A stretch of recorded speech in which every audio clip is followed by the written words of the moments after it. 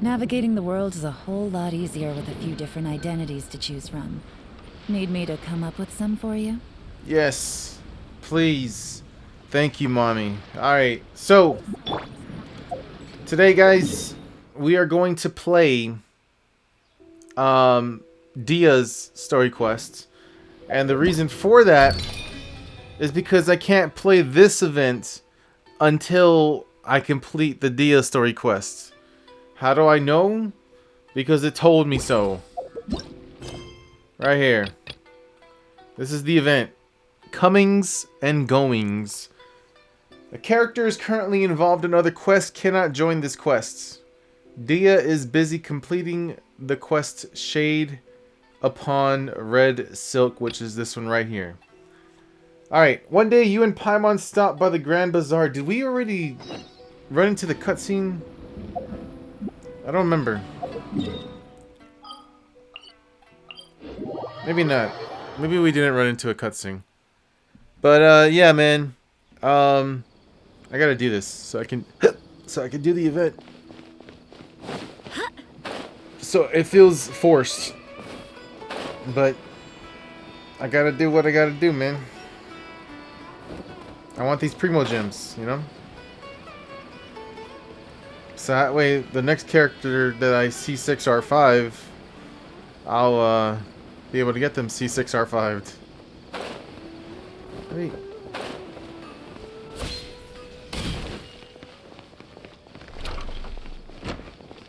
Alright, we're here. Paimon's trying to remember.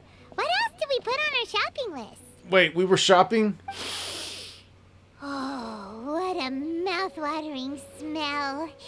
Paimon would know the aroma of biryani anywhere. Let's go get some. Wait. That wasn't on our list, was it? We can still add it to the list. Well, Okay. if it isn't the Traveler and Paimon. Wasn't expecting to see you here. Well, if it isn't the bad bitch herself, Dia. I was totally expecting to see you here.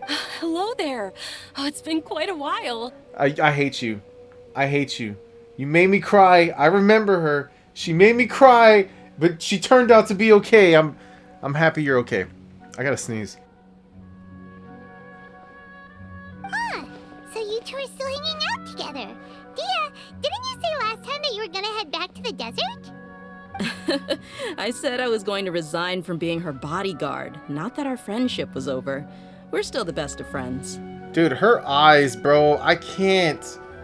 She has such fucking beautiful eyes. They're sharp. I don't know what it is. I'm pretty sure it's the eyeliner around her eyes that just make her blue eyes so fucking... like they stand out so much, but goddamn. The Halmayanis also still post jobs from time to time. Their pay is always generous, so me and the other mercs never pass them up. I told Dia to just stay at our place when she took one of those jobs a few days ago. My parents were delighted. They even said that it always felt like we were missing someone whenever Dia wasn't around. That sounds like something they would say, all right. They're always so welcoming. Anyway, the job is already taken care of, so I was gonna head back to the brigade as soon as I finished a little shopping. But the master kept insisting, and I ended up staying for another day. You can stay for as many days as you want, Dia. Father hasn't even gotten around to treating you to his best dishes yet. You know I'm not the kind of person to stay put in one place like that, my lady. Don't worry, though. There'll always be next time. What? She said they'll treat you to the best dishes. Paimon can't believe you can still refuse that. Actually, that's true. But wait, didn't you say last time that you would take me on a trip to the desert? Why don't you just take me with you today, when you leave? There are so many places I still haven't visited yet. Yo, people who just do this on the fly, dude, they're like, hey, why don't you just, you know, let me cut into your plans. Dude, they are so carefree and just... they must be protected at all costs. I'm sorry, my lady, but no can do. There's still a few things I need to take care of back at the brigade. Besides, the desert hasn't exactly been the most peaceful place lately. Oh, come on. Not this again. That's also what you said last time and the time before that. I know, I'm sorry. Just give me some more time, and I promise I'll plan the best trip ever for you. All right, fine. To be perfectly honest, it's not that I wanted to go, it's more like I feel like something is off about you lately. Ever since you first set foot on the estate a few days ago, you've been acting anxious and even paranoid. Have you been delaying our trip because you've run into some kind of trouble? Nah, are you kidding? You're worrying too much. Would you swear on that? Friends shouldn't lie to each other, you know. I wouldn't pry any further if you're willing to swear on what you just said. But if something really is bothering you, then just tell me. You know I'll help you however I can. Very random here, but like I'm not even paying attention to the story here. I'm like messing with my phone. I bought a new phone, an iPhone 14, right? Pro, I think is what it is.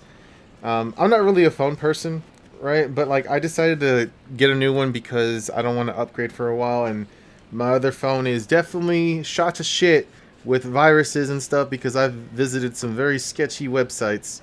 I'm not doing that with this phone, the new one I bought, because it was like it was a $1,200 phone basically, and I literally went all in to protect it. I got the screen cover, I got the phone case, which is a very lewd phone case. It's got like spit and tongue from an anime chick on the back. And then I got this little ring thing to keep the phone in place, like hold it up. It's so cool, dude, because I could look at my phone right now to the left of me and just like if my phone goes off, I could just look at it because it's standing up. It's just cool. I don't know. Sorry, let's continue. Oh, looks like Junior's was onto something. You're too perceptive, my lady. Seems I can't hide anything from you. I just thought that nothing good could come out of telling you about the messy happenings of mercenaries. Knowing too much only leads to more trouble.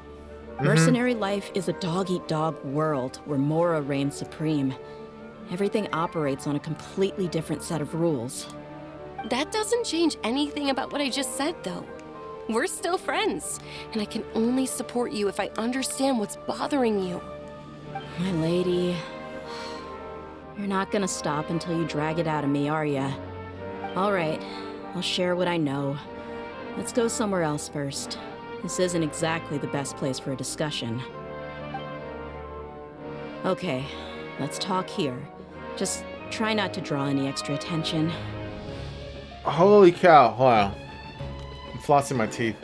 This is actually, I like it that I didn't have to like walk, like maybe like a few meters away from where we just seen her to like another location, and then we start up the cutscenes all over again. This is good. I like it that they just took us to the next part. As you may already know, the Eremites have both a lot of mercenaries and a complex organizational structure. Many mercs are no different than me, just going around looking for jobs to earn some mora. Sorry, I just realized, is that a little girl? That's a little girl, dude, at a stall. She's just running a business. I don't know why that threw me off, but yeah, sorry, continue. My brigade is called the Blazing Beasts. We're not a large group, but every member is loyal and brave. However, not all Eremite brigades are like mine. Some are willing to cross all kinds of lines for the sake of Mora. The most notorious is a faction known as Deshret's Relics. Deshret's Relics? Judging from the name, they must really look up to... King Deshret Alamar. Yep, you got it. I've heard that you've already crossed paths with Ain al-Akmar. They're one of the groups under the Relic's banner. Oh, you mean the group that tried to sell us the Divine Knowledge Capsule? Yeah, they weren't friendly at all. Deshret's Relics is composed of many smaller brigades like Ain al-Akmar. The Relic's headquarters issues orders to all brigades under his control. On any other day, I would want nothing to do with them. Unfortunately, though, the brigade that's stirring up trouble now is none other than Dakan al-Akmar. Dakan? I think it means beard or something. Believe me, it's a really stupid name. I found it insufferable for years. Anyway, The real issue is that Dakan al-Akmar is led by my father, Kusela. Whoa, whoa, whoa, whoa! Your father's involved? Say what now? I think I'm starting to understand your anxiety now. But what did they do? I won't go into details, my lady, but they've been involved in a lot of violent incidents. We're talking hundreds. Hundreds? Yep. The scenes tend to be quite gruesome, too. They strip the victims of all their valuables before murdering them. Holy shit. Not only have they targeted merchant caravans and ordinary citizens, but other mercenary brigades as well. That's beyond terrible. They won't even spare their own kind. Yeah, well, now you know why you shouldn't come to the desert. I don't know how Deshret's relic sees it. All I do know is that Dakan al-Akmar has become more and more aggressive over the last few years. If I don't do something about them, then even my brigade or the people of Aru village could become their next target. I just wish I knew what's driven him to do this. Yeah. How can your father do such terrible things? I don't know. People change. He's always been pretty pathetic. But at least in the past, there were still a few lines that he wouldn't cross. That's setting the bar pretty low. I mean, if he was even remotely decent, then why would I have to leave the brigade and cut all ties with him? He was loud and foolish, with no real sense of purpose. Instead of doing anything useful, he spent most of his time drinking and chasing after women. I mean, listen, to be honest, that doesn't sound like a bad thing. Well, I mean, I'm not really much of a drinker, but I've had that feeling of being drunk. Maybe it was a buzz that I had, I don't know. But it was pretty trippy. Like, I felt funny. But it made me feel, when I was buzzed or whatever, it made me feel loose and like I could just be goofy and silly and stuff. Chasing women, I don't really have the confidence to do that, alright? So, I don't know. I have no real sense of purpose either. Of course, the other brigade members were just like him. Their ruckus would go on night after night. Sounds like a nightmare. What are you talking about? That sounds like a good time. What about your mother? Did she ever step in to stop them? I mean, I'm talking about just like the drinking and chasing after girls part. I mean, I probably wouldn't be chasing after girls or hitting on girls or whatever, but still. Unfortunately, I never knew my mother. What? I'm sorry, Dia. I didn't know. It's all right, my lady. That's pretty common in mercenary circles. Didn't I mention that my father was chasing after women? I was the result of one of those encounters with some random person. Oh, shit! Oh, no! Holy shit, you got the good genes, though. He told me that he wasn't sure who my mother was. And in any case, she never came to see me. He'd say, "You'll be fine as long as you remember to stick with Dad." But even then, he left most of the parenting to the brigade. The one thing I do remember is that he used to tell me stories. I feel so sad now knowing this about Dia. I didn't know that. That's kind of... That brings a tear to my eyes. That hurts. But the problem was that he had terrible taste. He only knew a few stories, and even those tended to be pretty stale.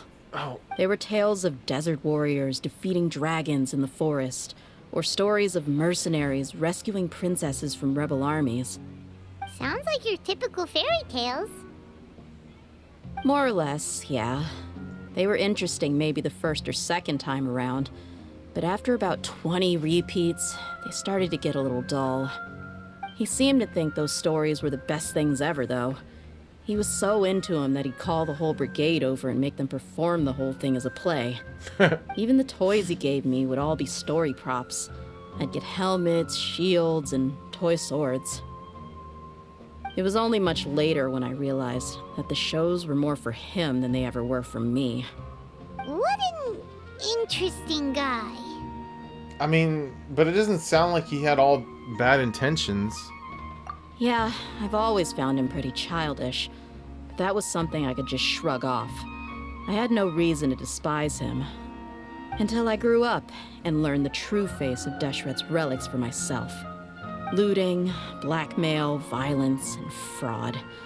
They not only accepted such heinous acts, They would even openly boast about them. No one in the brigade was any kind of hero. Instead, my father and his cronies were more like the bad guys that needed to be taken down. Did they really think that as long as they didn't do any of that stuff right in front of me, I would never know? I think I can understand your feelings. The difference between perception and reality must have hit hard. Yeah, but don't worry, my lady. It's all water under the bridge to me now. I had a huge argument with my father and left that place behind for good. I'm not investigating them due to any bitter feelings I still have towards my father. I just want to protect those that are close to me. You just want to find out why they suddenly started causing so much more trouble. Yeah, I told the boys to gather as much information as they could. Most of the reports concern violent incidents, but there's also some talk of smuggling. I see. But isn't this investigation incredibly dangerous? It is, but every mercenary lives life on the edge. It's a lifestyle that I enjoy. That may be true, but it'll be impossible for those who care about you not to worry. Well, now you get why I didn't want to share any of this with you. What should we do? They both have valid concerns. I'll go back to the desert with Dia. Huh? But there's no need for you to get caught up in this mess, too. Well, she's super tough, so if she went into the desert with you, then Paimon bets the problem will be solved in no time. I'm inclined to agree. I'd feel a lot more at ease if you took her along to help. You can count on me. Yeah, I'll do my best. Don't worry. I'll do my best. I'll wait for news from you in the city until then. Please, stay safe. I'm honored that you care so much for me, my lady.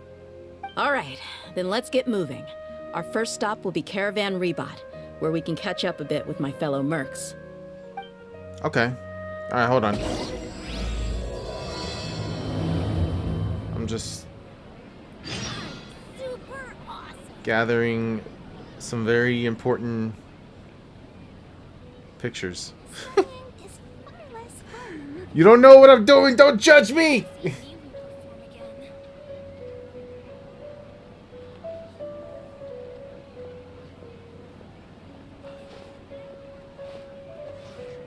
You know, Faruzan, dude, is pretty damn hot.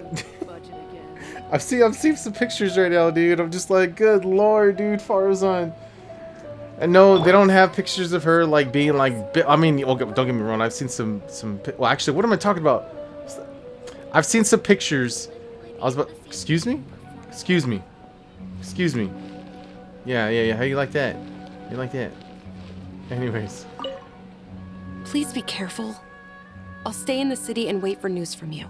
Just don't do anything reckless, all right? Yes, ma'am. I was gonna say, yeah, there's some anime pictures out there with Faruzan with some big ass titties, and it's just like, okay, dude, like that's not Faruzan. That's just like Faruzan, fucking extreme. I don't know what the fuck to say, but there are some pictures where she looks just like this, and I'm like, good lord, dude, she looks really nice. She looks pretty fucking hot.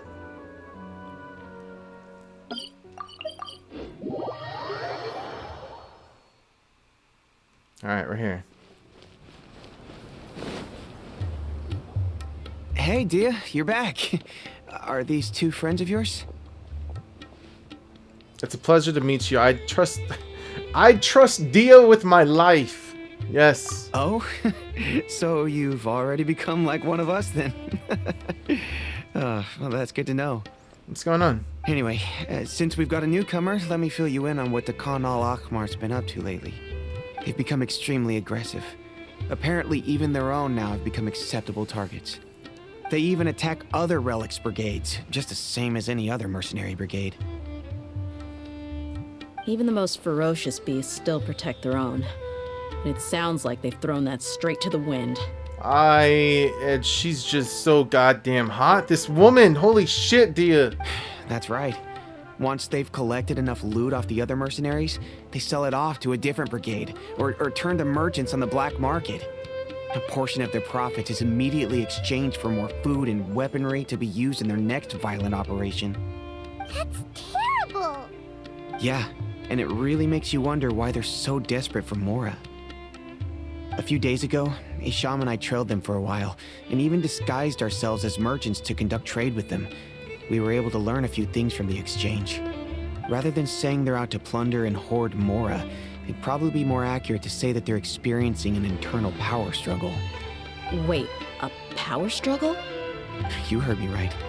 The vast majority of their victims are mercenaries from the other brigades of Deshret's relics. If their only goal was Mora, they could have gone after anybody. The targeted nature of their attacks points to a power struggle between the different brigades within the relics. That's the only plausible explanation we have.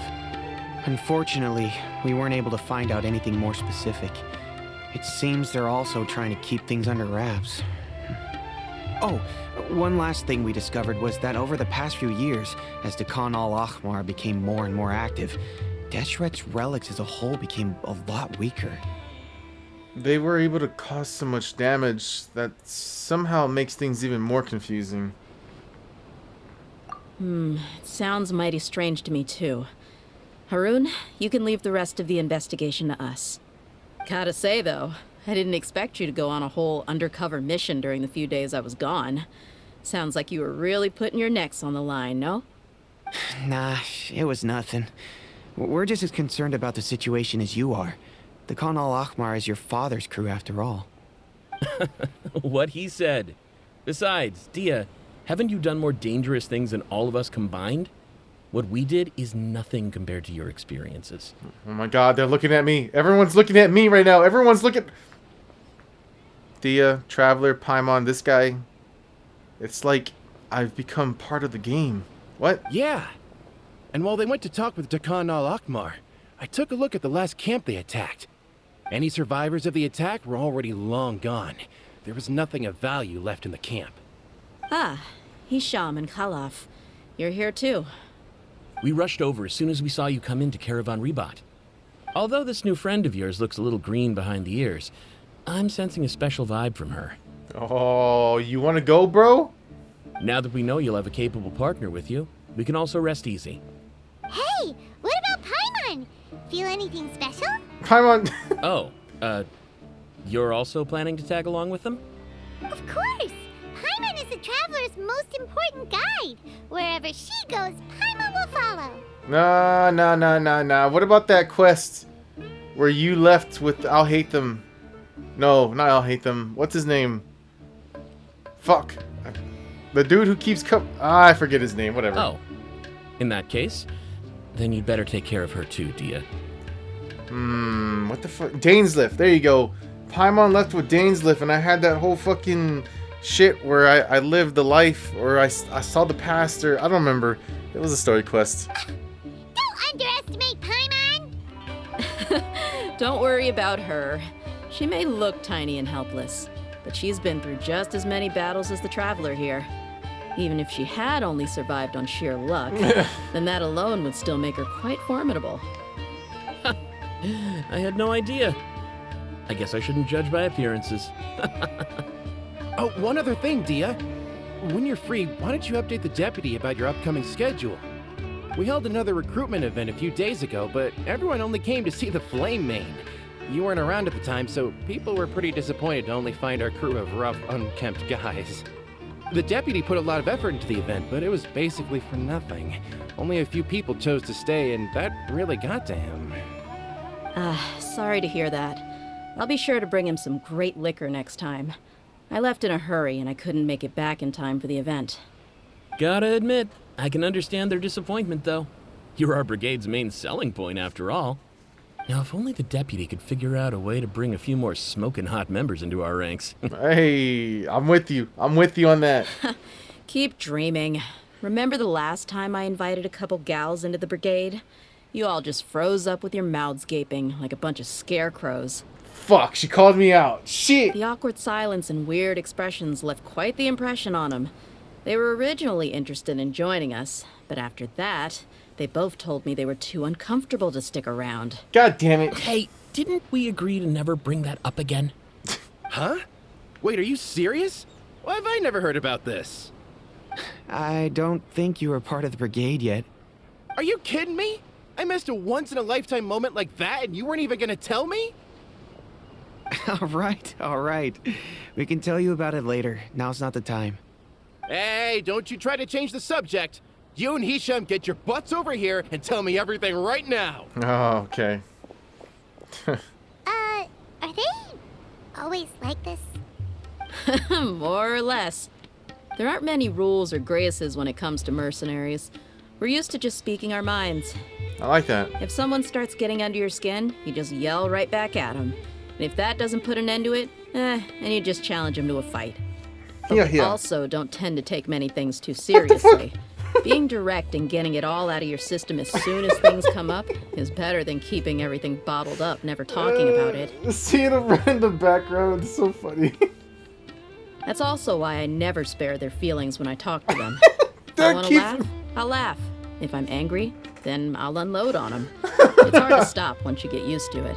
Though, I can never do that when I'm with the Homayanis. Hey, knuckleheads! Can you at least tell me the rest of the intel before you go back to your bickering? Yeah, you hear her, Holloff? Told you we gotta focus on the investigation first. I drew up a map. Right here is the spot. There you'll find the merchant caravan responsible for getting rid of Khan al-Akhmar's looted goods. All you gotta do is wait and ambush them in the evening. They'll have no idea what hit them. Perfect. Thanks for that. Be sure to pass my regards to everyone else in the brigade as well. Will do. You stay safe, Dia. Alright, cool. We got our plan. Watch out the trade route and wait for your moment.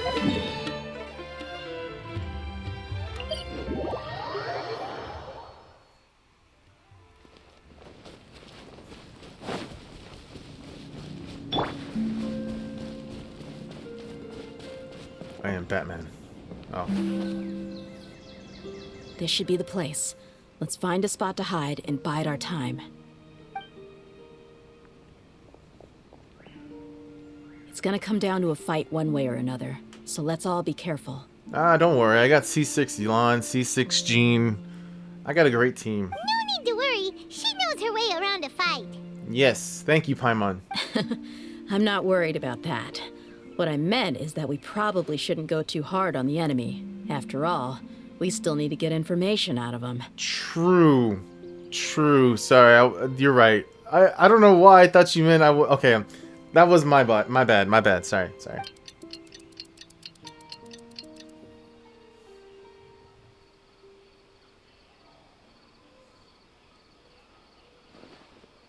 Here they come. You ready?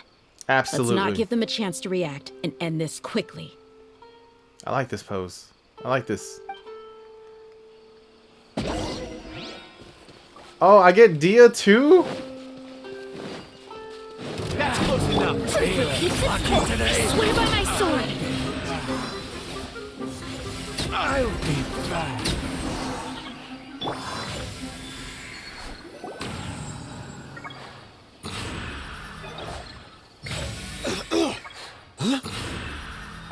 You're the Flame Mane.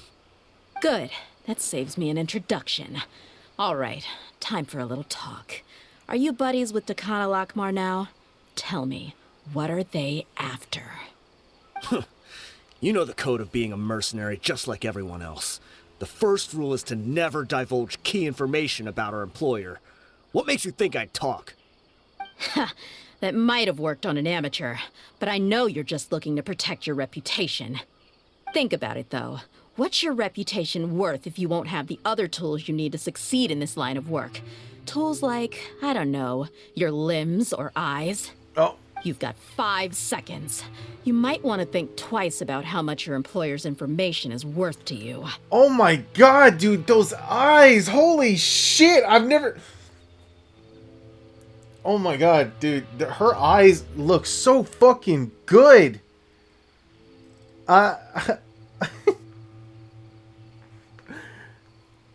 Dude, I genuinely don't know. It's such a toss-up, dude, between her and Chi-Chi for the most beautiful fucking eyes on this game. As of right now, at least. Like, maybe they'll come out with another girl or character or somebody that has... My god, look at those eyes! That is a beautiful, beautiful sight to see right there. That, wow. Whoa! It's alright, Paimon. She knows what she's doing. I'm not joking around. We can do this the easy way or the painful way. 2 seconds. I'll save you the trouble.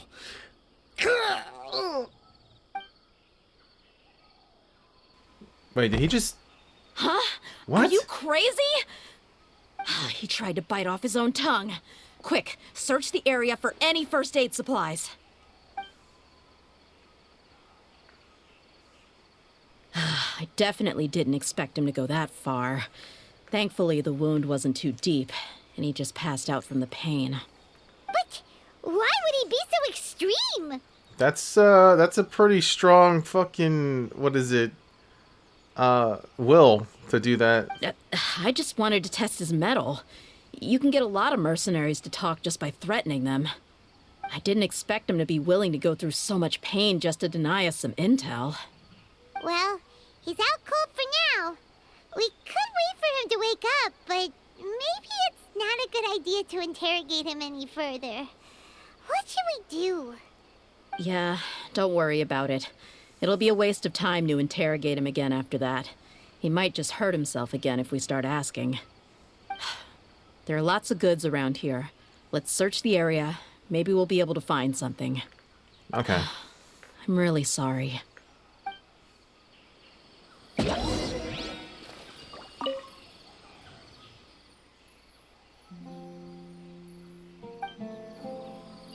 What a dude.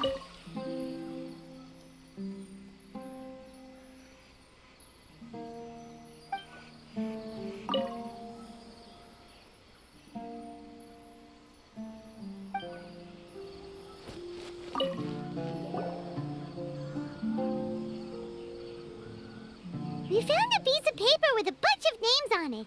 Maybe it's a record of something. Let me take a look. If this really is a merchant caravan, they should have a record of their transactions. Yep. I see an entry for Dakana Lakmar right here. Kusela, Idrisi, Bashar, and Takriti.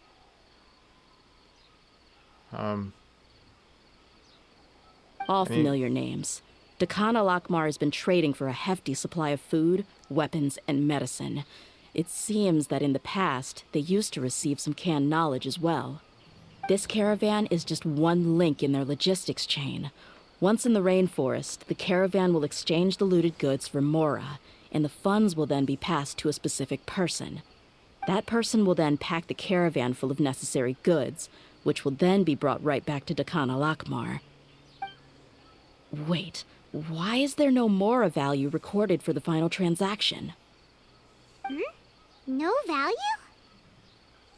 Yeah, every transaction before the last one was marked with an exact amount of Mora, but the final one, where they paid for everything to be brought back to the desert, was simply marked as delivered.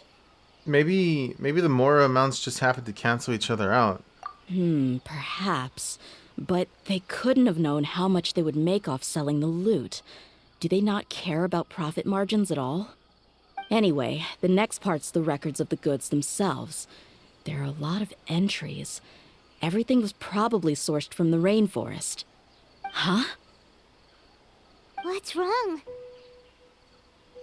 Shazaman Homayani? Homoyani? You mean Dunyarzad's family? Could it just be another family with the same last name? I'd be surprised to find someone with the exact same first and last name. Shazaman Homayani is Dunyarzad's father, and the head of the Homayani family. Just what the heck is going on here? Hold on, calm down, Dia. Let's analyze the situation first. I'm sorry. You're right. I'll consider what we found and not jump to conclusions just yet. But what this piece of paper confirms is that the Homayani family has been providing goods to Dakana Lakmar. What if the Homayanis have been kept in the dark and don't know they've been trading with Dakana Akhmar? That's a possibility, but if that was the case, why is this caravan specifically named Shazaman as their person of contact? They could have just as easily bought goods such as food and medicine directly from Caravan Rebot or Port Ormos. If Shazamon was actually aware of this, then perhaps he's been supplying the brigade's operations this entire time. Yeah, funding violence and looting. The brigade gets the goods, and he is paid the proceeds from the sale of the loot. But why would he do something like this? It's not like the Homianis are in need of money. I honestly have no idea. I've been to their estate many times, and I've never noticed anything suspicious. The only potentially large expenditure I could think of would be the treatment costs for Dunyarzad's Elazar. Maybe they borrowed a lot of Mora in the past? But that's still just a speculation. I don't think the Master would stoop so low to make Mora. I don't think Dunyarzad knows anything about this either. You're probably right. I know my lady's personality, and she wouldn't deliberately keep something like this from us. But what should we do now? All we found is just another mystery. If we want to get to the bottom of this, we won't be able to turn back. If you ask me, we already have no choice but to confront her about this. Oh. I'm not worried. It's too early to make a verdict yet. I still have faith in the Homianis. Let's go find my lady again. We'll tell her everything and see if she's willing to lend us her support. If we're lucky, we can not only figure out the mystery of this paper, but also follow the trail of breadcrumbs to the people responsible at Dakan al-Akmar.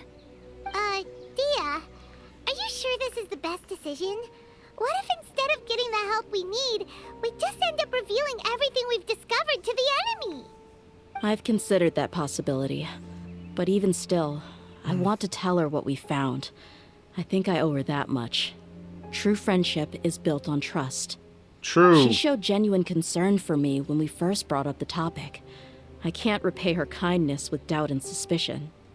Dude! That is so true, man! Fuck! That's not how I deal with people. You're right. Paimon wants to trust Dunyarzad too. I hope we'll be of help to her. Yeah. Let's pay another visit to Sumeru City.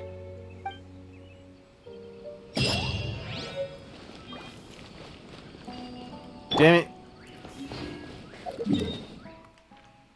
Okay. Where are we going? Thought it should have been here, no?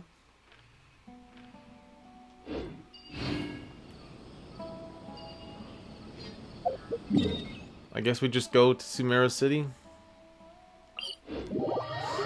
Alright, we're here. Great.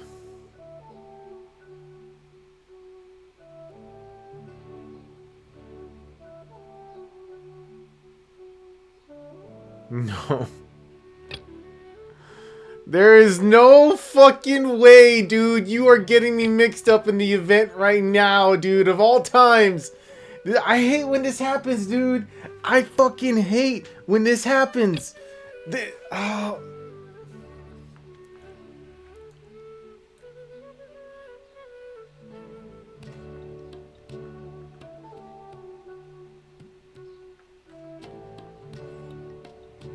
Fuck you guys, dude.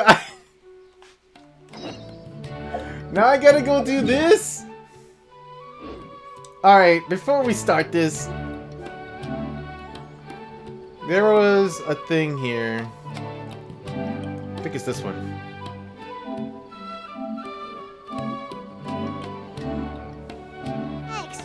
Okay. I can't do it with the music in the background. It's bothering me. That is so dumb, dude, that happens every time. Like, I'm just trying to chill, and now I'm being forced into it. It's whatever. It's not like anyone watches my shit anyway, so it's fine. It's fine. Goddamn, that ass. Okay, right here. Why did I go so far? Alright, so this is the video that I saved from when I logged into Genshin and the event was first happening, the one we're about to go to right now. This is the dialogue that happened when I first logged in. Strange.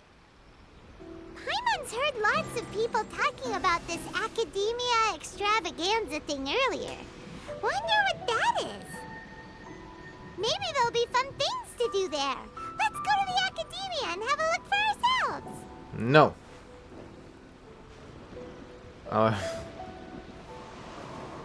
Baby girl, Jean, I love her.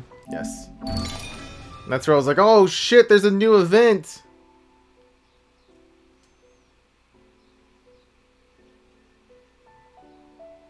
Good stuff.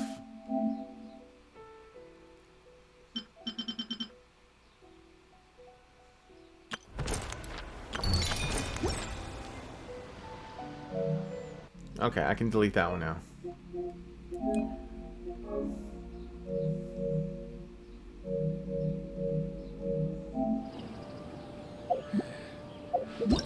That was a few days ago. And then there's this thing too, man. This thing that I have to rank up and play the card game in order to participate in this event. And I'm pretty sure there's Primo Gems involved, so I have to, well, maybe not. Maybe because they would usually put the Primo Gems like right here. You see this event? And obviously this one. But this one just has these coin things. I don't know. I don't know.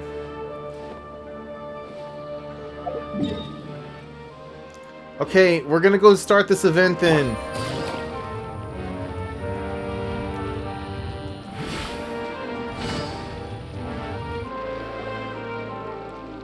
A moment, if you would.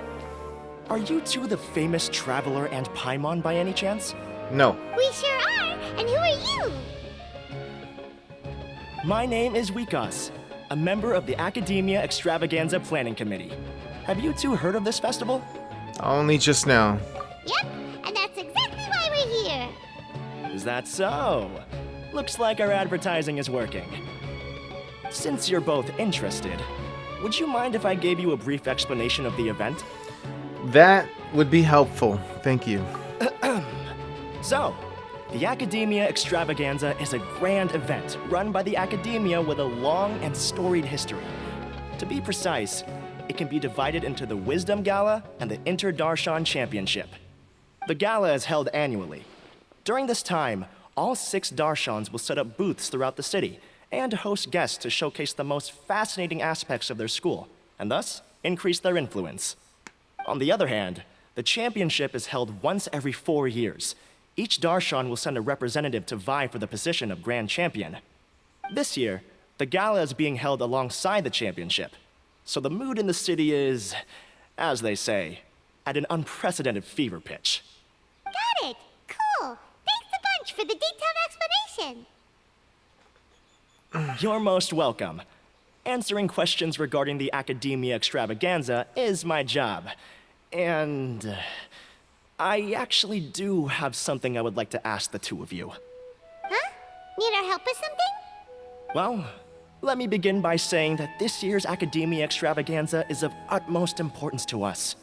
Lesser Lord Kusanali and the sages came up with a plan for the Academia to recruit talented people from the desert starting next year. As such, we've invited a great number of desert dwellers to take part in this festival, so they can hopefully experience the Academia's atmosphere ahead of time. I've heard that the two of you are famous across both the rainforest and desert.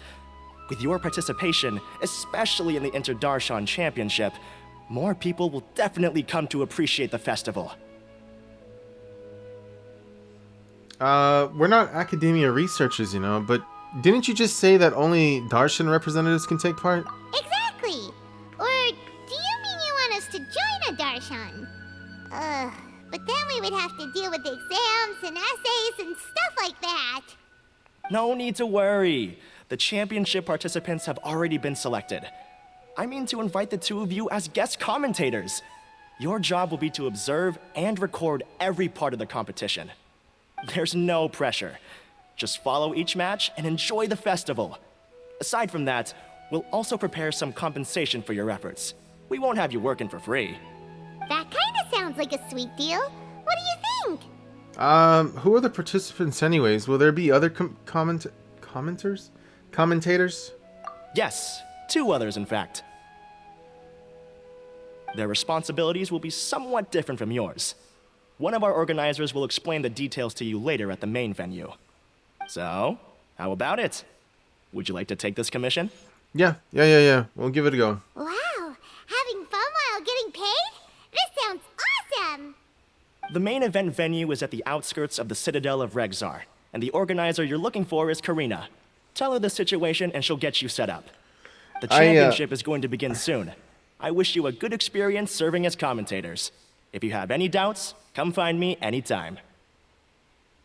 Gotcha. Alrighty, off we go! We better see Dia, man. That's what I'm here for. Ah, no. I don't wanna know. Is there anything else I can help you with? No, I'm good. Wait, that's it? That's all he says? Okay.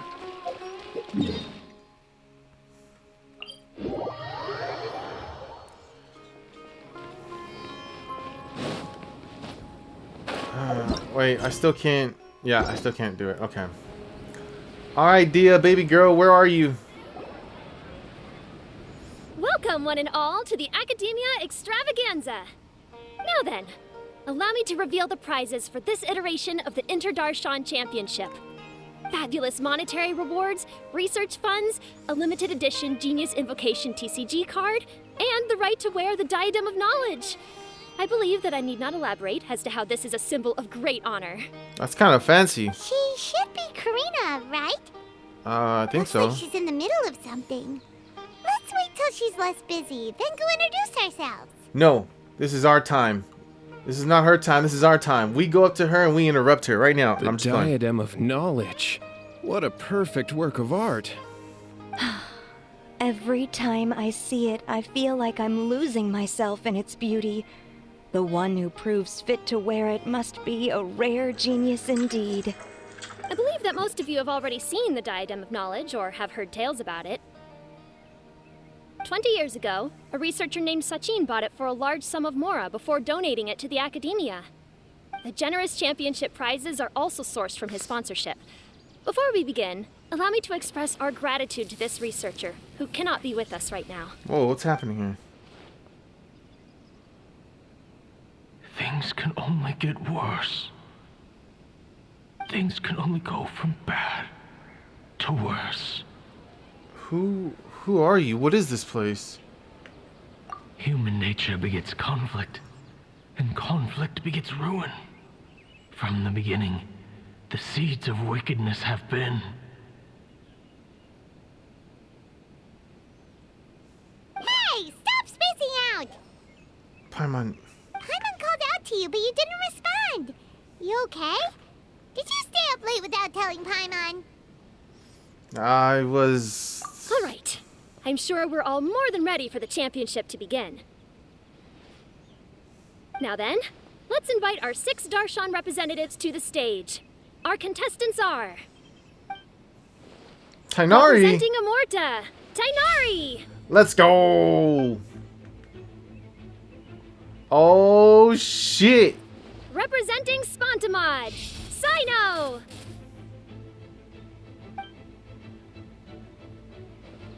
No way! Layla! Representing Ratawahist, Layla! Oh! Farazan, let's go! I'm on her team. I'm on her team. Farazan! I'm on her team. I don't give a fuck. That wink was so hot.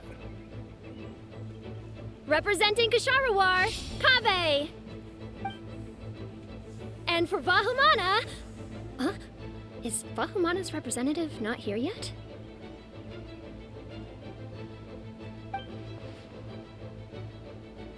These introductions are pointless.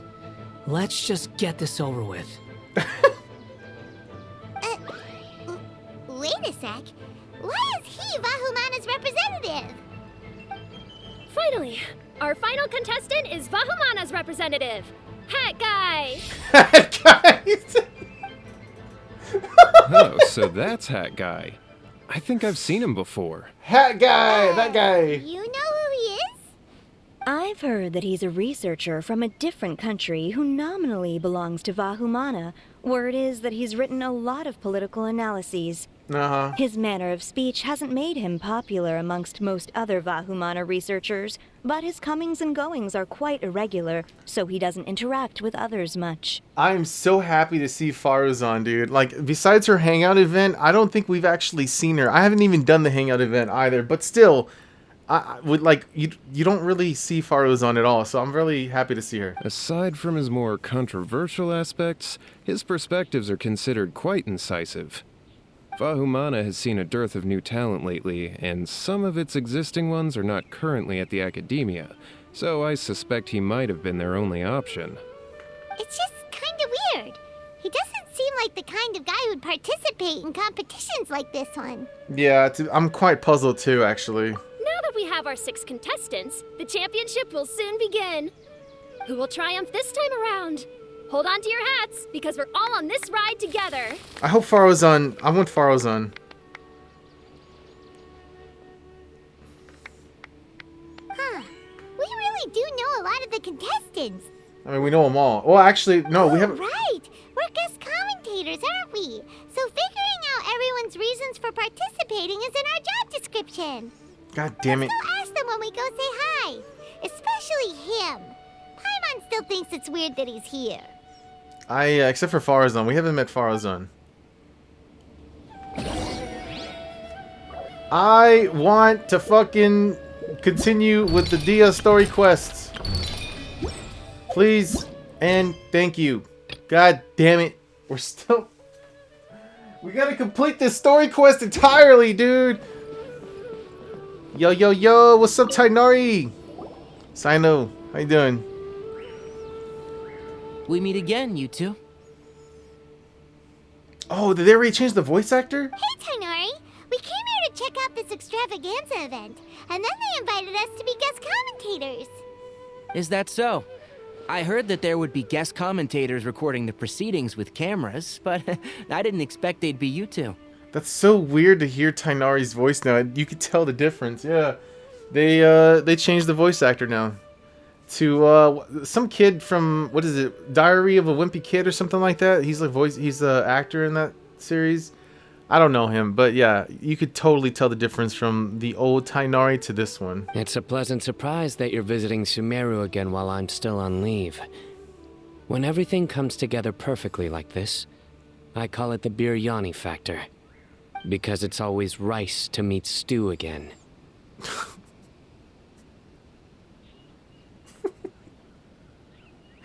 Dude, I fucking love it that they made Sino such a serious character that he throws out these fucking puns, dude.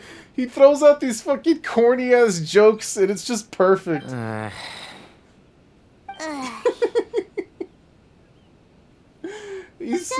love his character. You're representing Amurta, and Sino is representing Spontamod.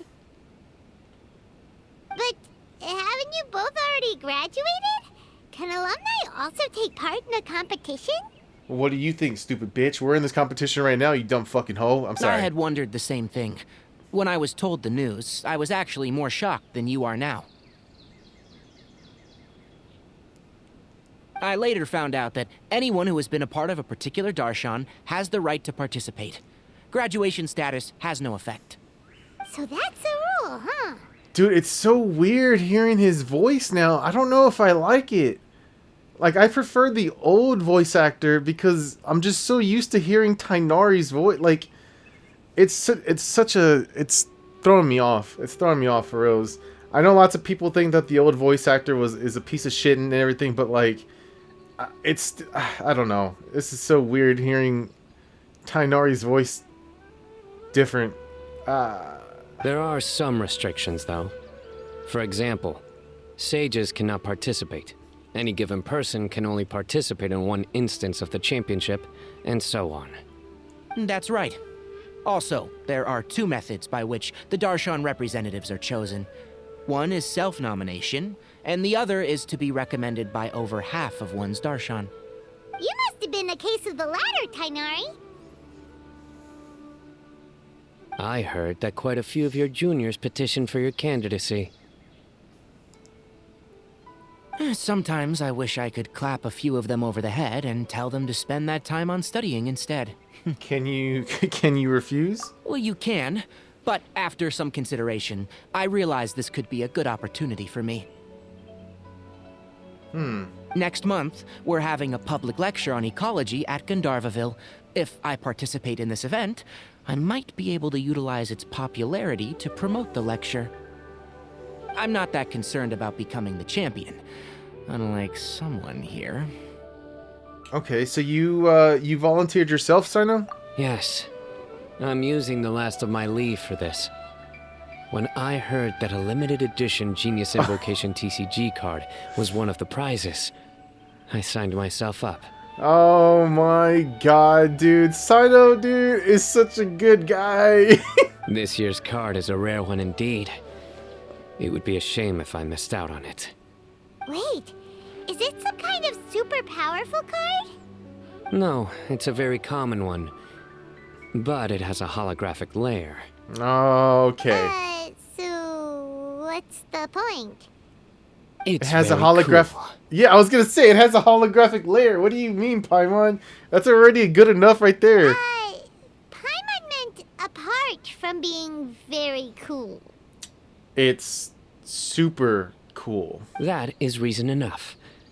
I shall do my all to emerge victorious and add it to my deck. As someone who doesn't play cards much, I can't quite relate. But it isn't surprising that everyone has their own reasons for taking part in the tournament. Fair enough. Alright, let's go find someone else to question. Yes.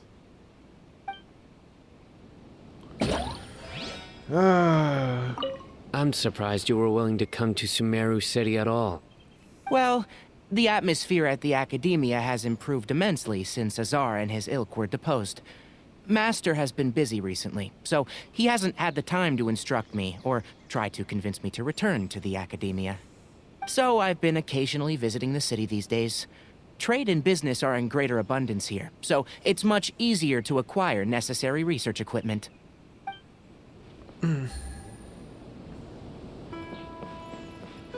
Oh, Faruzan. Yes. Kaveh, Faruzan, Layla! Wait a minute. We don't know Faruzan. I'm excited to hear her voice. I mean, I know I've heard her voice lines and everything because I use her in my party, but I don't know. I'm just kind of excited to hear her. Huh? Oh, it's you. Why are you here? I'm here for the thick bitches. We're here as specially invited guest commentators. Our job is to record what happens during the competition. Is that so? In that case, I'll have to trouble you to catch the moment of my triumph on camera. Yes, ma'am. Holy shit, I love her. Remember to shoot from behind at a lower angle. You know, to capture a seniors class. Dude, the fucking wink! The fucking wink, dude, gets me! Oh my god, this is the first time I'm meeting her! I love her. I love her so much. Don't get ahead of yourself now. Victory will obviously be mine. You're far too young to even consider challenging me. Kasharwar or Ratawahist, you're all children as far as I'm concerned. Actually, I was going to ask, how do you know me, Madame Faruzan? Aw, she's so respectful. Huh? You don't remember? I sometimes see you in the library at night. You even waved at me. What? I don't remember doing that at all. Huh. How strange. However, this is not the time for curiosity. I am Faruzan, a household name in Haravatat. You are Layla from Ratawahist, I presume? Yes.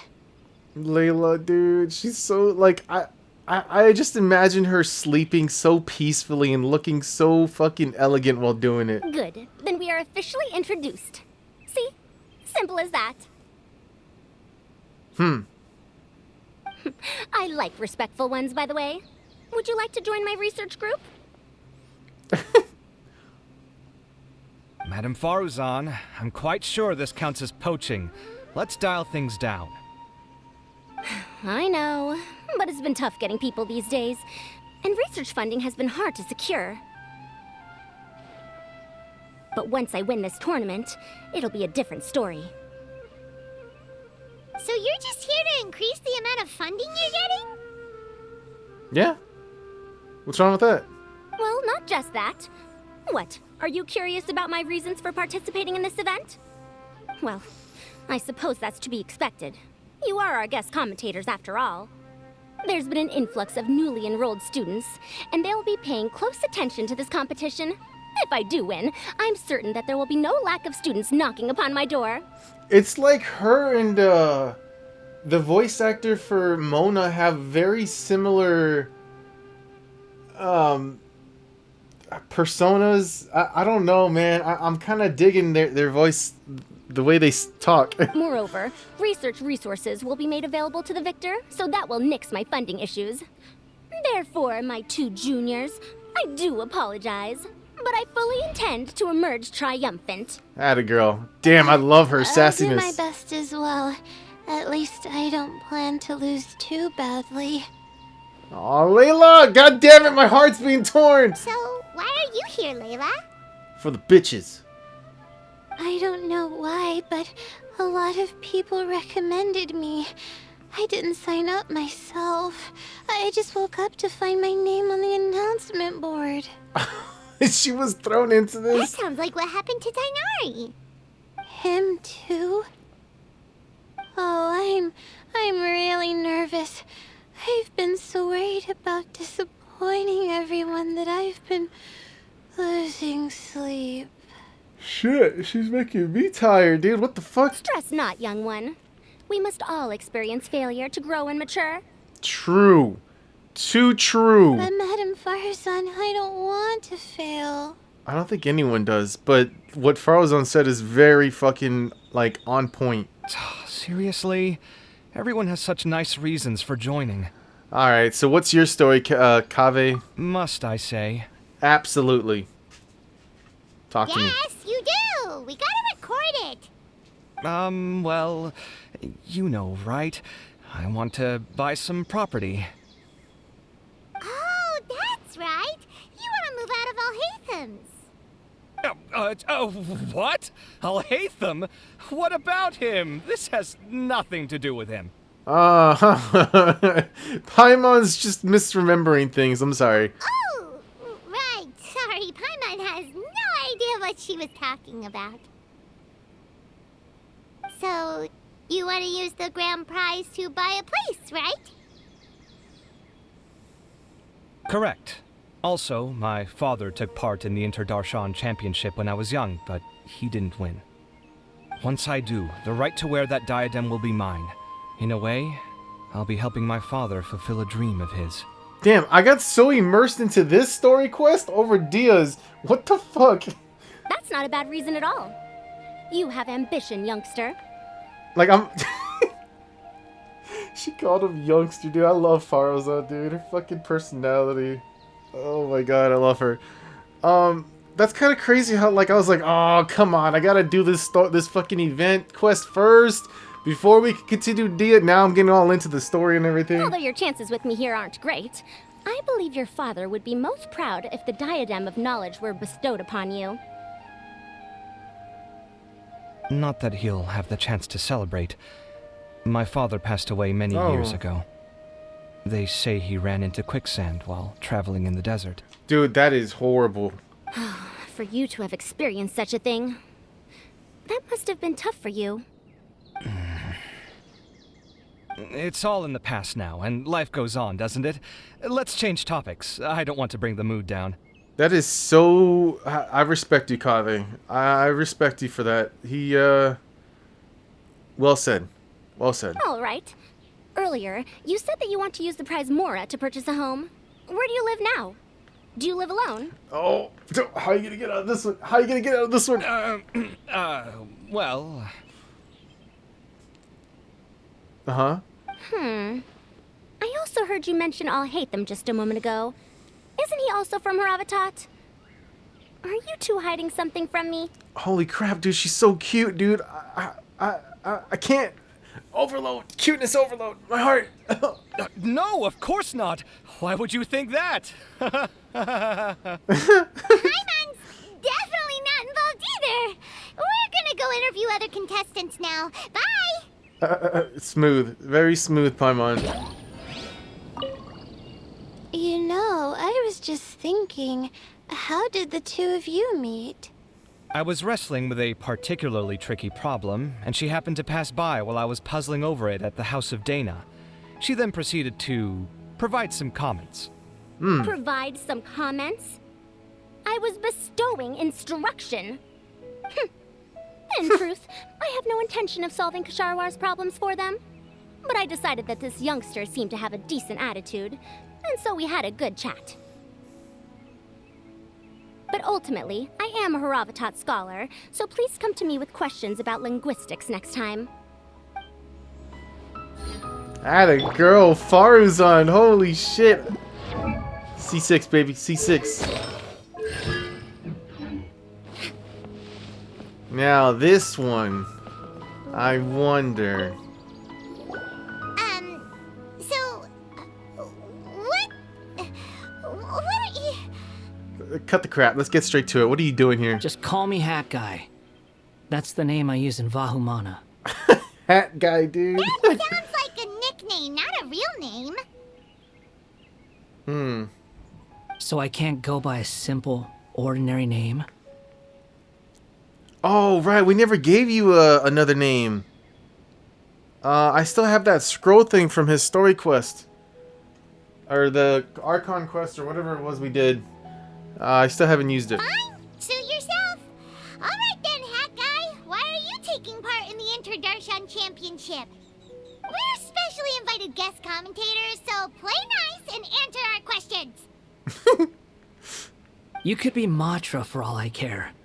So what if I don't answer you? What then? Then prepare to duel.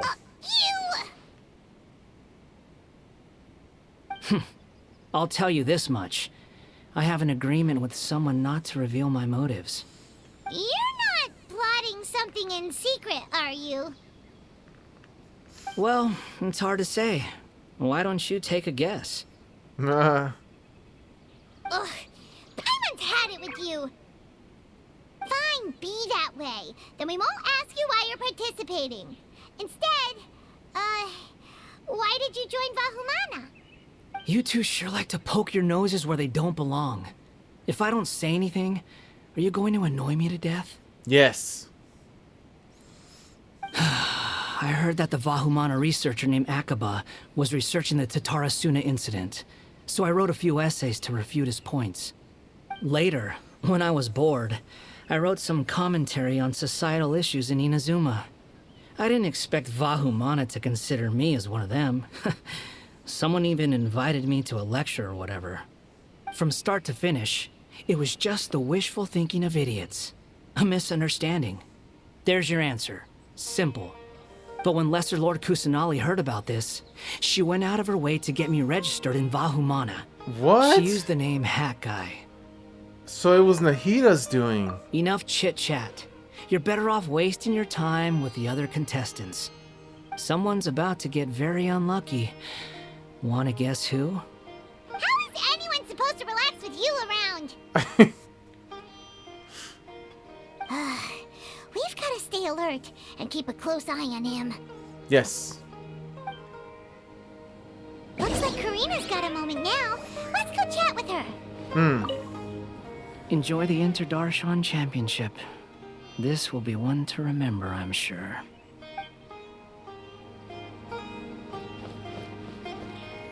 Where is she?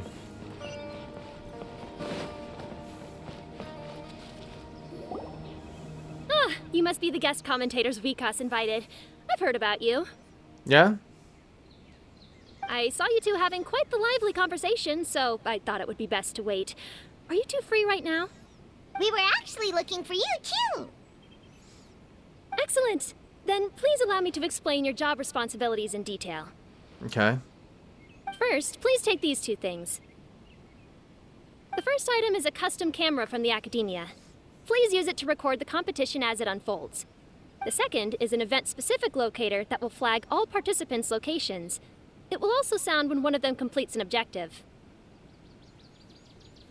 Wow! What a convenient little thing! Aside from you two, there are 2 other commentators. However, they will remain by the commentators area and will not be following the contestants in real time. Nilu! Speaking of which, you probably know them. Alhaitham and Nilu. She's so beautiful, Nilu, dude.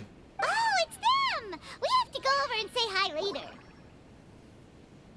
Well, don't let me keep you, unless you have any questions for me. Have you seen a white-haired man around? Why do you ask?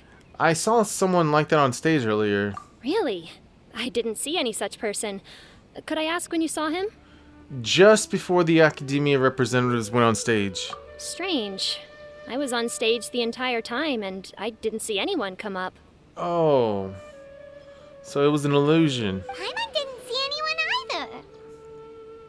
either. Perhaps you're mistaken. However, if you have any leads on that matter, you can talk to me at any time. Okay. Oh, Hey, Dia! Traveler. Paimon.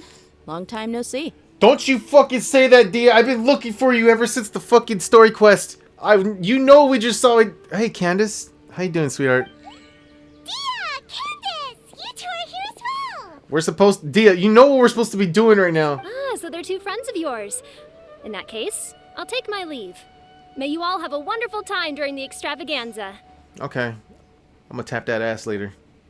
The Academia sent us both invitations, so Dia suggested that we come together. The villagers were also encouraging me to travel outside the village. I couldn't find it in myself to turn them down. That is so cool that her eyes are different colors. We're here now, so no point dwelling on that. Even though this extravaganza isn't a holiday or anything, it's still a big deal here in Sumeru. Merchants from all over will set up shop. There'll be tons of stuff to eat, use, and wear, more than you can count. I'm already set on helping you buy 2 new outfits. I mean, who wears the same thing at work and home anyway? I'm looking forward to it. Just being able to relax and wander the streets freely has already made my day. So, Traveler, Paimon, you 2 want to come with? We'd love to, but we've got work to do right now. Yeah, hint, hint, nudge, nudge. Dia, you know where we're supposed to be at? Aw, that's a shame. Let's hang out together when you're free then. Sure! In that case, Candace and I'll head out first. Good clothing and fabrics are very much in demand. If you snooze, you lose. Oh, right. We should also get some accessories. No need to rush. I think we'll have a better time if we take things slow.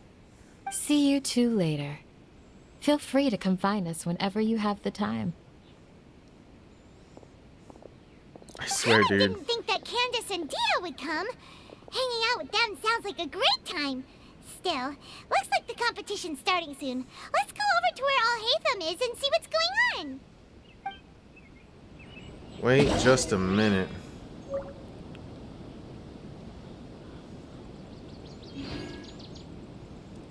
Hold up. Ooh, this is a nice picture official.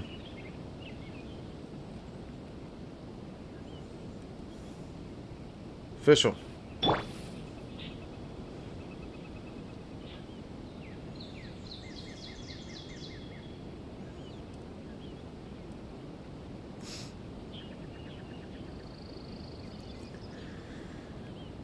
Dude, hold on.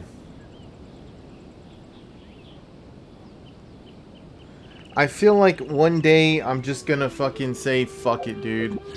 I'm just gonna say fuck it, and I'm gonna go all in for Nilu. C6R5 her, man. She's there's only a little bit of time left. Her banner's been here. I haven't wished at all recently, but god damn, dude, she is so beautiful.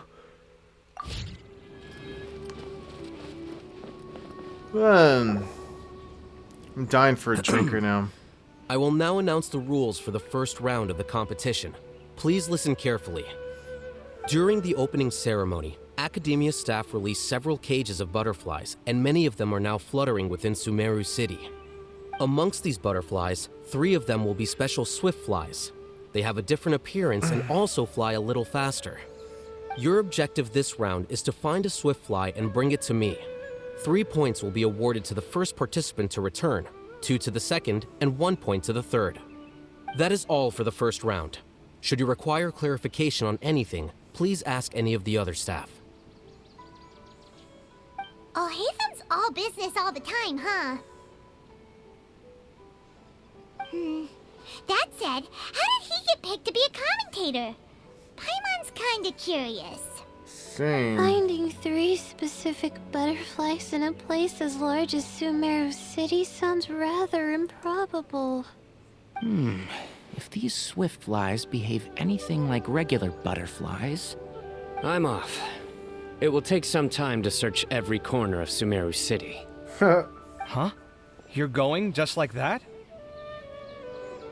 A champion walks the road to victory.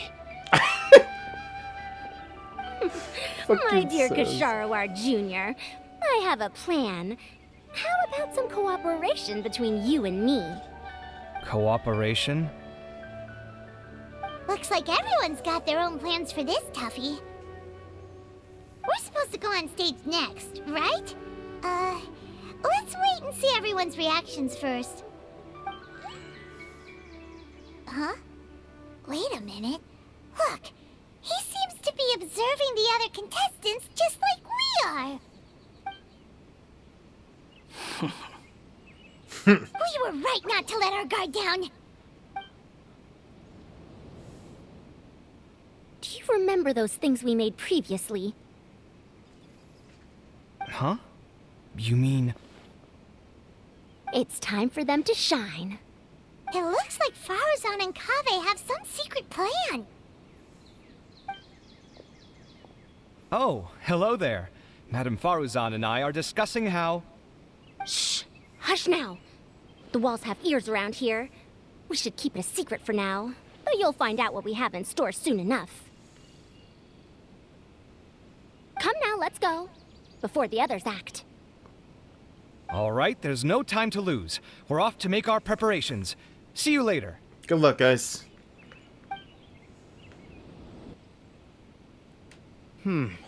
This is basically what I'll Kali! need. Do you think you'll have any difficulties? I have most of the reagents with me, and I can buy the rest. That's how you say that word, reagents. Oh, well, damn, okay. I mean, that kind of makes sense. Agents, and then re-agents. Goddamn, Kali has some sexy-ass fucking thighs. Kale, you're here too! Kainari, you have a master plan ready? My hypothesis is that the swift fly's morphological variations won't significantly affect their fundamental nature. So I'm planning on using this to lure them out. Of course, I could be wrong. Every mutation opens the door to new possibilities, especially when they are artificially introduced. I am looking very disrespectfully at those thighs of baby girl Kali. Details will have to wait until after the post-experimental analysis. For now, Kale and I are going to buy some reagents for our experiment. All right, well, see you later. Yeah. Okay, see ya! Good luck, guys. Layla. Hey, Layla! You look a little worried. Yeah, I have no idea what I should do. What color are these swift flies? Do they have special markings? How do they differ from ordinary butterflies? I feel so overwhelmed for her. Shit. Aw, I can't even figure out these basic questions, and most of what I've learned in the past is completely useless here. Aren't people who research the stars supposed to have some extraordinary abilities? Why not use astrology to solve it? Oh, you're another contestant. That hat guy, was it? Is it that you can't use astrology during the day? Guess that skill's less useful than I thought. No, it's not like that. If it's daytime, all I need is an astrolabe. So, why don't you do that then? Mona Magistus, the astrologist, said that those who constantly use astrology to obtain things that shouldn't be theirs will eventually lose the blessing from the stars. It's just something I read in an academic publication. I really love to read Mona's essays. You're overthinking it. Power is just a tool. It just seems to me that you don't have the resolve to win this. Well, suit yourself. Wallow in your immature ideals if you like. Hey! Seriously? Just walking off after saying a bunch of mean stuff like that? Did I say something wrong just now? No. It's good to have your own convictions. It's just a different in perspectives. That's all. That's all. Thank you so much. I've made up my mind not to use astrology for this. I think I'll just try my luck in the city. To be honest, I've always been pretty good at observation, and if I'm fortunate, I might be able to find that special butterfly species.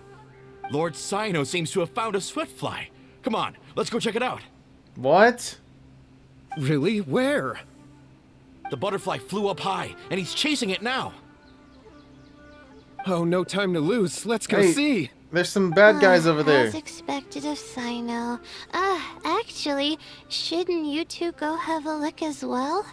The moment when he catches the butterfly will likely be one worth recording after all. I'll head into the city shortly to start my own search. I'll see you later. God damn it, woman. You made me fucking yawn. Layla, you're so cute. Alright, in that case, let's go see Sino first, and then we can check on what everyone else is up to. Fuck that. We gotta catch up with Dia. The story quest should be over, right? We can go see Dia now? Holy shit, we can't see Dia yet. I'm going to try my luck in the city, too. Alright, good luck, Layla. You got this. Now for you two, I saw Nilu. I saw Nilu's head move just now. What the fuck? I'm here. I didn't expect that you would be invited as well. Neither did we. By the way, how did you get picked, Alhaitham? There were several factors, but primarily the recommendation of the sages. I suppose they assumed that I'd have the free time for this job after resigning as acting Grand Sage. That said, they'd probably claim that my calm demeanor would help maintain fairness in the competition. Sounds like you've got a lot on your plate. Oh my god. This has been a very long Not really. introduction. The job itself is quite simple and effortless. Nilu? This is my first time commentating for such a competition. I'm feeling kinda nervous. Nilu, how did you get picked to be a guest commentator? The staff said that spectators would be less inclined to come if the contestants and commentators were all from the academia. I don't quite understand it, but I'm happy that we're able to all meet again. She's such a sweetheart. Alright, open the map to view Sino's location. Oh, okay, I see where everyone's at. Well, goddamn, dude, I need to get some water, man, because I'm dying for a fucking drink, so I'll be back right now. Listen to Fish will talk about her funny nonsense.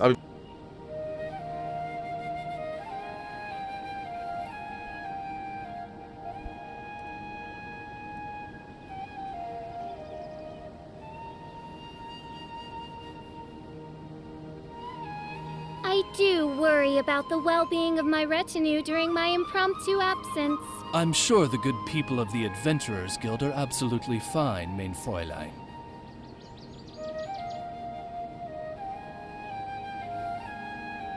I created another universe and founded paradise for I, Fischl, and the Prinzessin der Verirrt.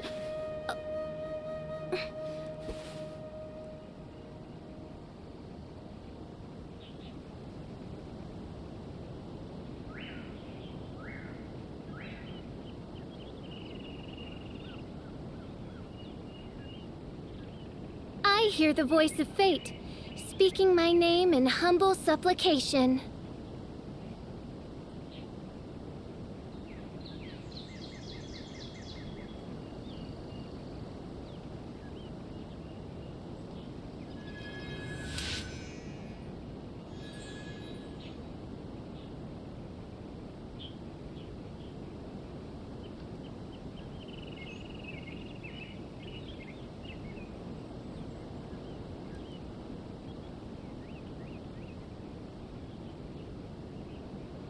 I created another universe and founded paradise.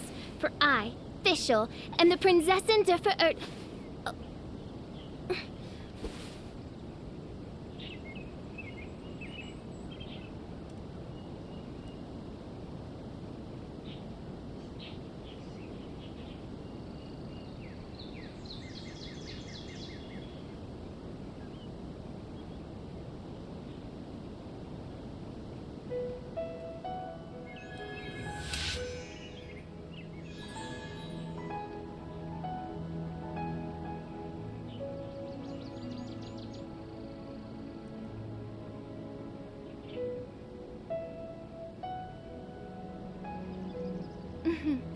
May the glory of the Prinzessin bring light to this world.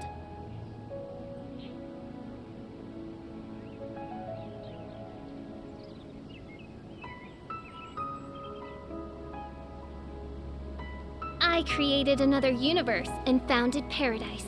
For I, Fischl, and the Prinzessin der Verirrt...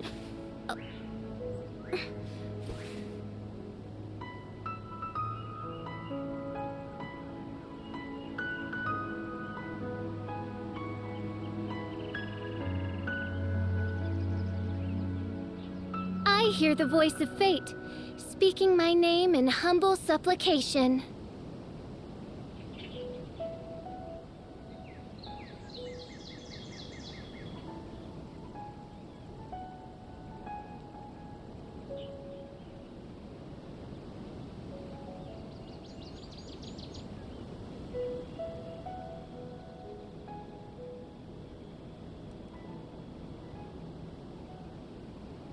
I created another universe and founded paradise. For I, Fischl, and the Prinzessin der Verirrt...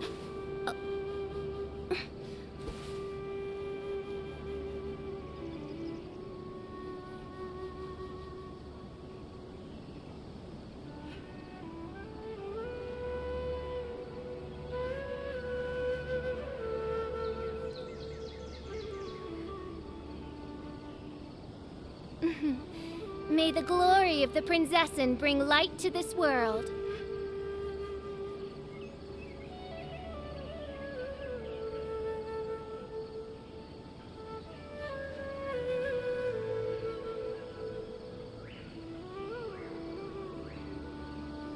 I created another universe and founded paradise. For I, Fischl, and the Prinzessin der Verirrt...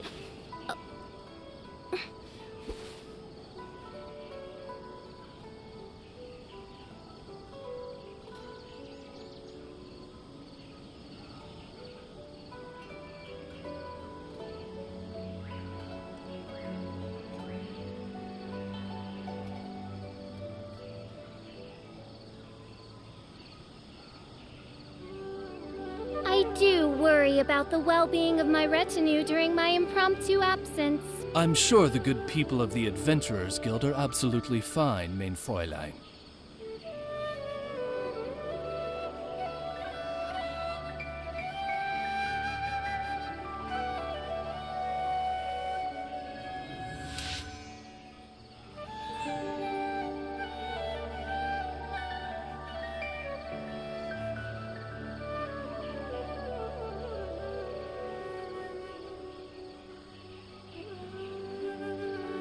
I created another universe and founded paradise. For I, Fischl, and the Prinzessin der Verirrt...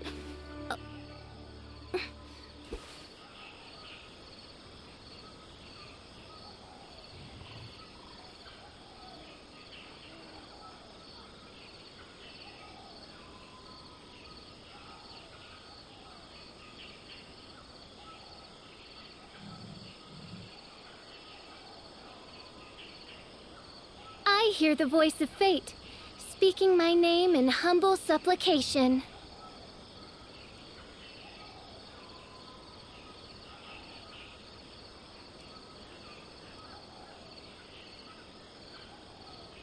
I created another universe and founded paradise. For I, Fischl, and the Prinzessin der Verirrt...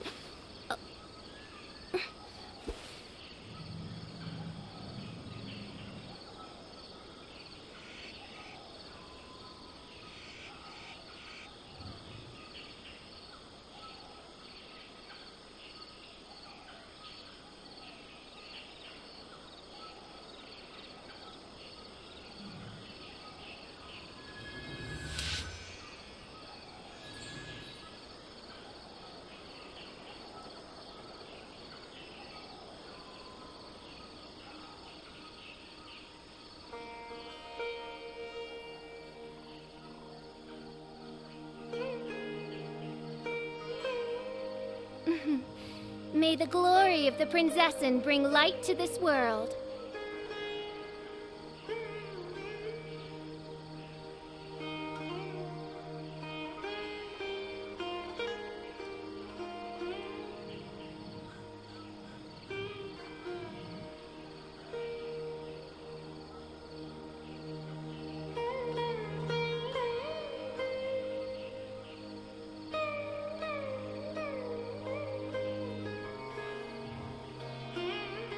I created another universe and founded paradise. For I, Fischl, and the Prinzessin de Ver...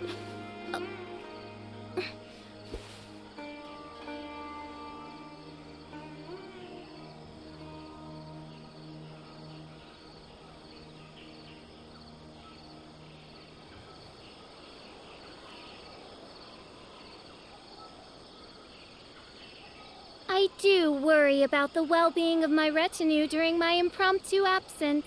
I'm sure the good people of the Adventurers Guild are absolutely fine, mein Fräulein.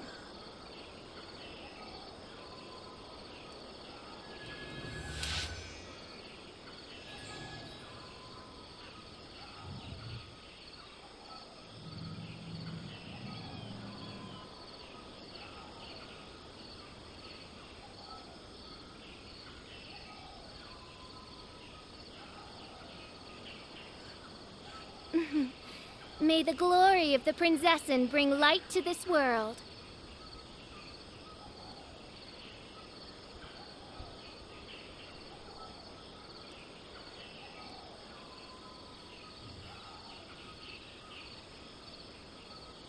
Alright, I'm back. Holy shit, I drank so much. Alright, where you at, Sino? Down.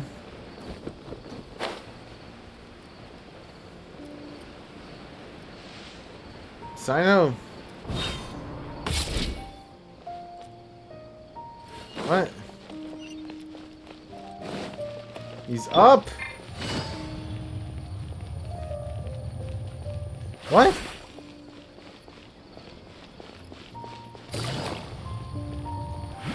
What? Where am I going? Oh, he's right there. We found you, Sino! Oh, wait. Is that a swiftfly? Stay put. Don't move. Okay. He caught it! Huh? Sino, what's wrong? This isn't what I'm looking for. It's a... Finally, I made it. I heard that you caught a swiftfly, Sino. Mind letting me see what it looks like? He's all out of breath before I was just like calm and collective. Hold on. Isn't this the mechanical bait that I released earlier? Why would you catch that instead of a swiftfly? Wait a minute. If we consider this from a different angle, isn't it a good thing that the bait you made was convincing enough to fool even Sino? You released bait? That's right. During a previous interior design project, I felt that the artificial flowers on a wall were a little bland, so I decided on placing a few moving mechanical butterflies to add some pizzazz. In order to make them both small and nimble, I consulted with Madame Faruzan. Not long ago, the two of us took all those mechanical butterflies and released them into the city. Good. Okay, I see what you did. That's actually pretty... Oh, I mean, I don't think he had the intention of confusing people, but... Why would you do that? Need you even ask? Young people these days really do need to get out more. Oh, Faruzan, stop calling me out like that. Have you never played that game where you place strips of paper on a bamboo pole and wave it across a field of flowers to attract a whole kaleidoscope of butterflies? What? I didn't know that was a game. I haven't.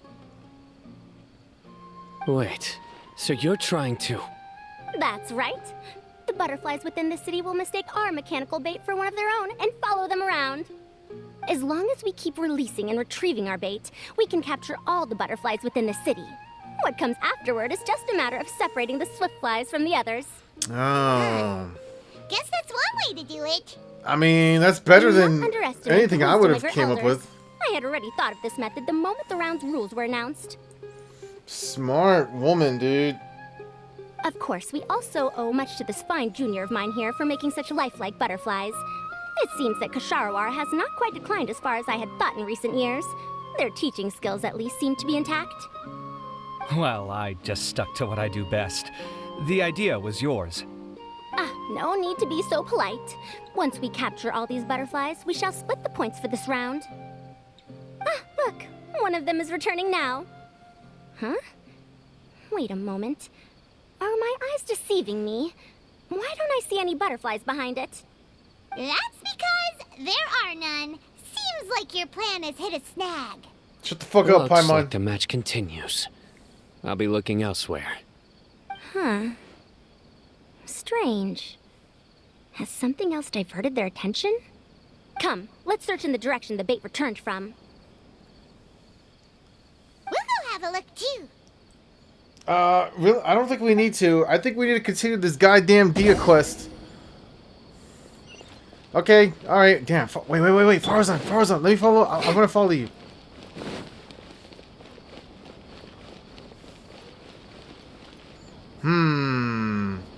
Suspicious.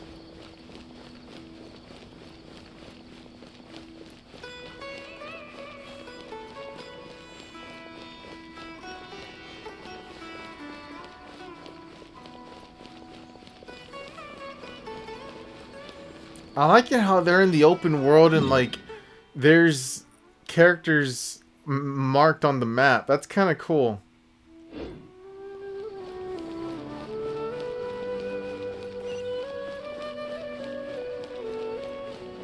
Oh, what's that?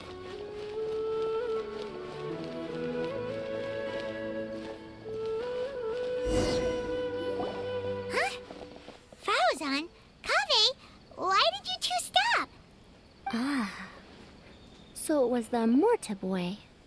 Tainari! Fascinating, isn't it? The butterflies have all congregated here due to a special incense that I used.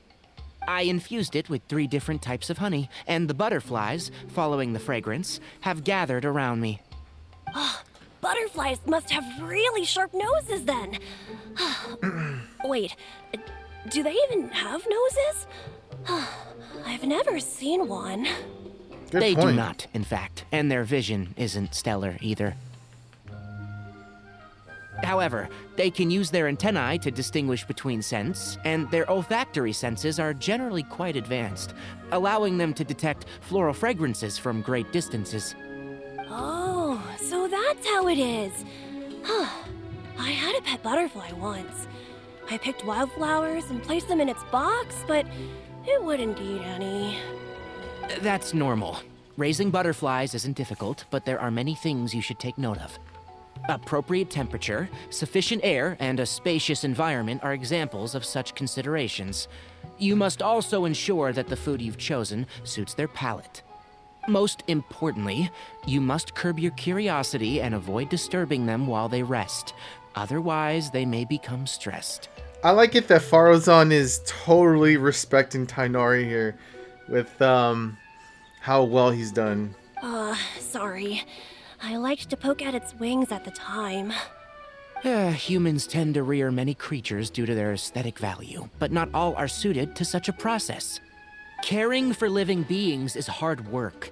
Impulse alone is insufficient. Some prerequisite knowledge is always required. You sure do know a lot. I have a question too. I bought a scarab not long ago and it hasn't seemed very active. Can you help me figure out why? I'd like to keep a dustbird as a pet.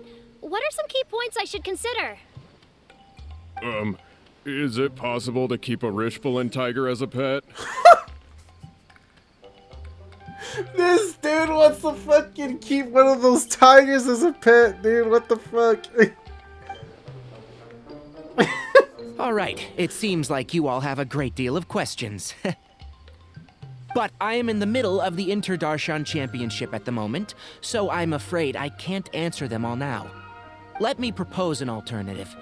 Next month, there will be a biology lecture at Gandharvaville, and I will be sharing some interesting insights on living organisms there. Oh, right. If you're interested, you can attend that lecture, and if you should have any questions, just prepare them ahead of time. I'll answer questions after I finish speaking. All right, I'll be there. Right, of course, that was his please plan. try to ask more rational questions.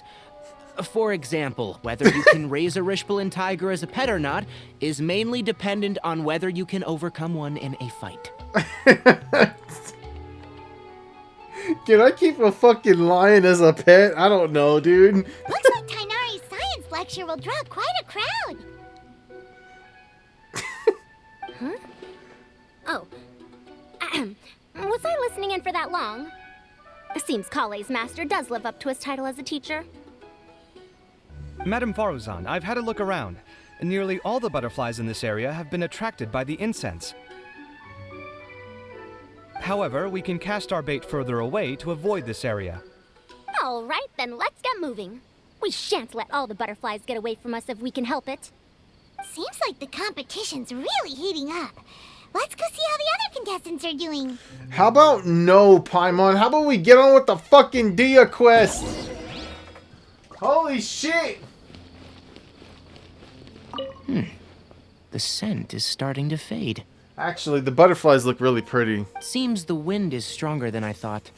The incense isn't going to last long.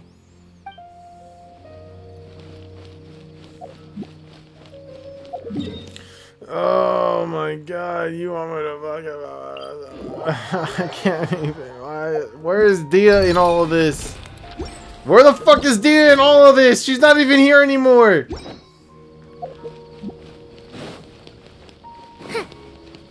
Layla?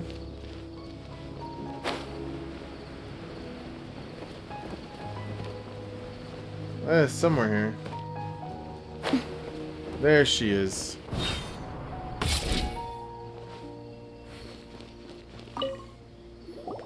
Layla, how are things going on your end? I've been searching for quite a while now, but I haven't seen any sign of the swiftflies yet. Instead, I ended up catching a few mechanical devices that looked very similar to butterflies. I wonder where they came from. Yeah, about that. Looks like Faruzan and Kabe's devices are everywhere now. I'll keep up the search. That said, I've noticed that a number of butterflies in the city has already decreased a lot compared to when the event started. Probably because the other contestants are coming up with their own ways to catch butterflies. Alright, I'll do my best too. Huh? I feel like Layla's gonna win this whole thing, dude. Like, she doesn't really have a plan. She's just kind of winging it. Because I'm laughing because that's just very relatable to the way that I go about life. I'm just kind of winging it. I don't really have a plan. But I wouldn't be mad if she won. That I would totally be okay with that. What's this?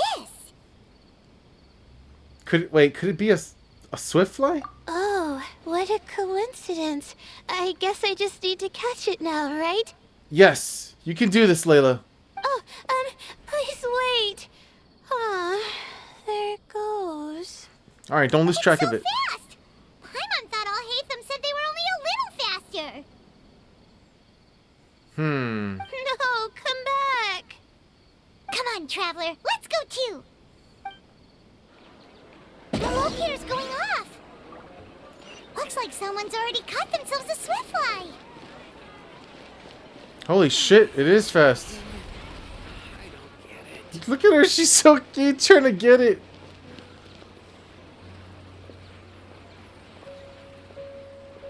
The locator's going off again. So, someone else finished too?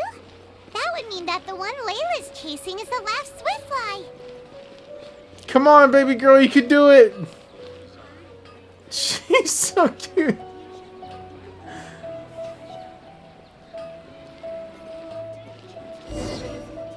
Oh, it just occurred to me that we should also get you a makeup box. Oh my god, Dia, what are you doing here? No, it's fine. I don't think I'll end up using it. Maybe you won't, but it doesn't hurt to have one, right? Ah, Come on, just trust me on this one.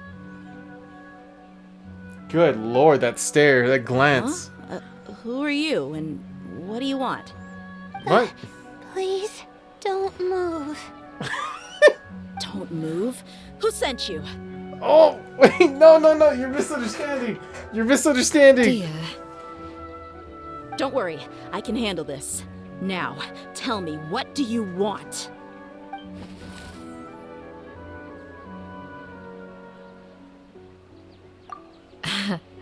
I believe she's looking for this. Here, take it. A butterfly? Was it on my head? Wait, did she have that purple? Did she have that purple flower in her hair before? It's been a while, Layla.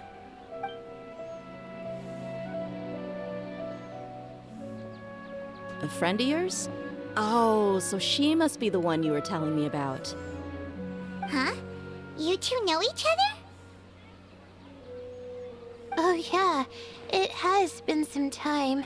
The first time I ever woke up after sleepwalking, I somehow found myself in Aru village. Candace was the one who took care of me then. That's right. She didn't look well, so I gave her something to eat.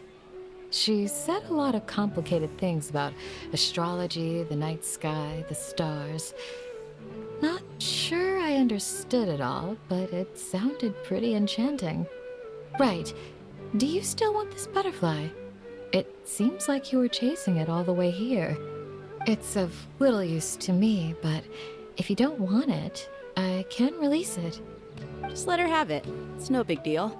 The swiftfly was flying so fast, but you were able to catch it like it was nothing, Candace.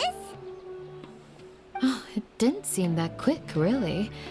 I was actually worried that I would injure it, but I'm glad that didn't happen. Anyway, sorry about the butterfly thing. With the way you suddenly came running over like that, I thought you were hired to take us out or something.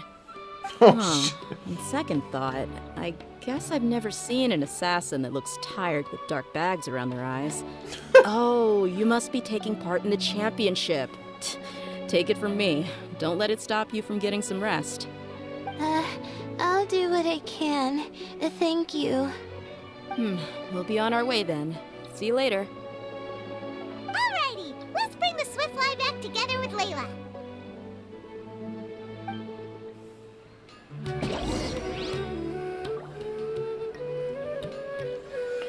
I already finished my drink, man. I need to get another one.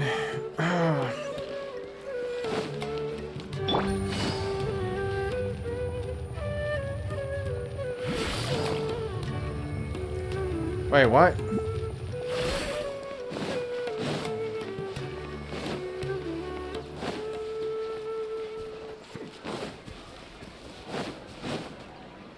We're here. It seems we have a third contestant who has returned with a swiftfly.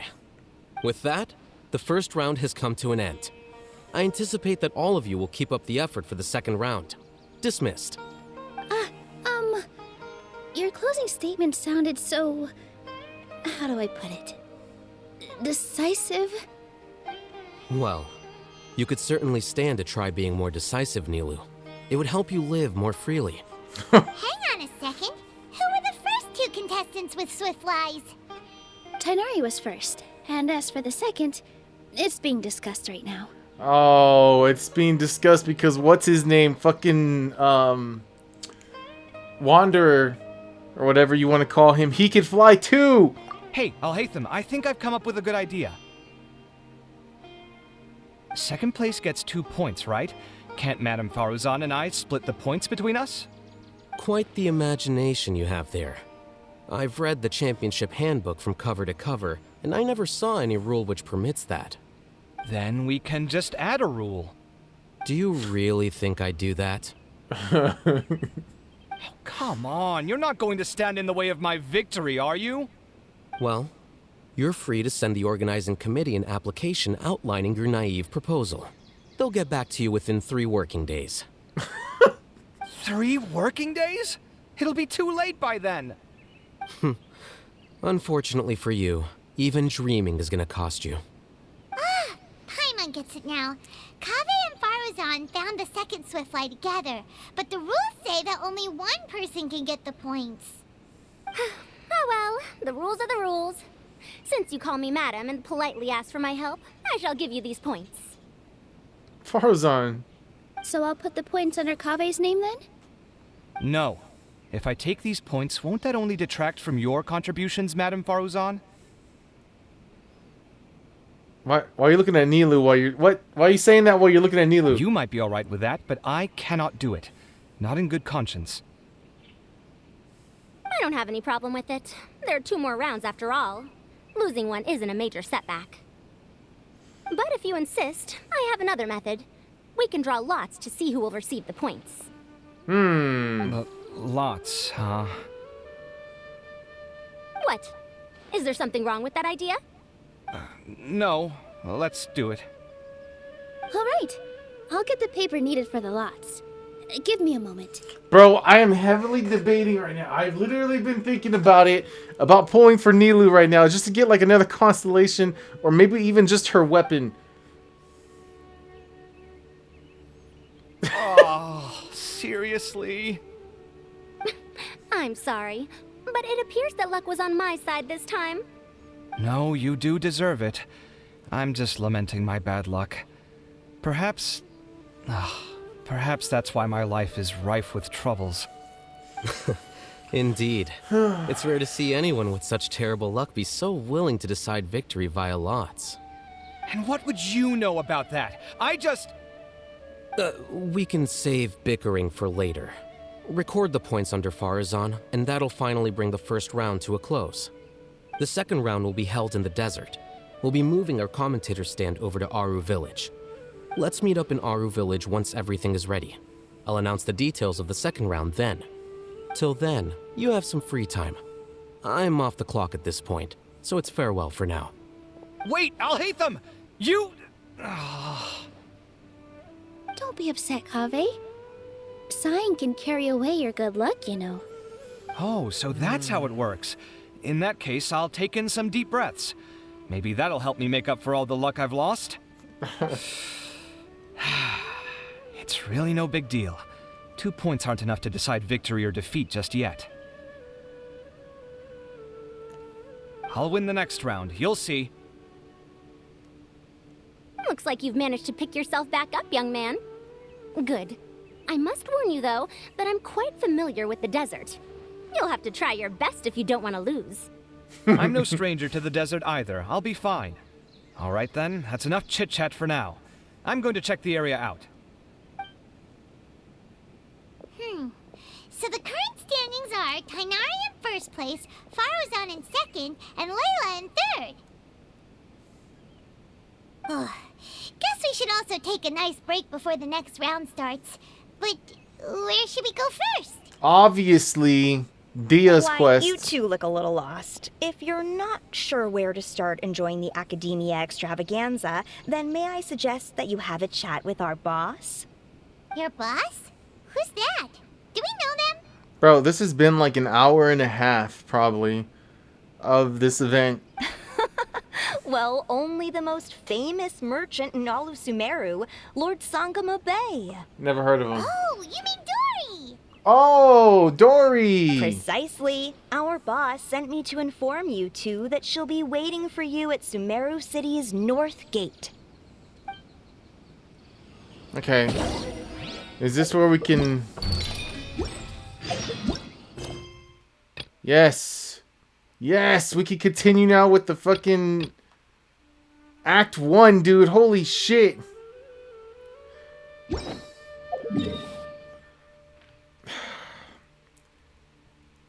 I feel like at this point, dude, I should just continue the damn fucking festival acting. I don't even know.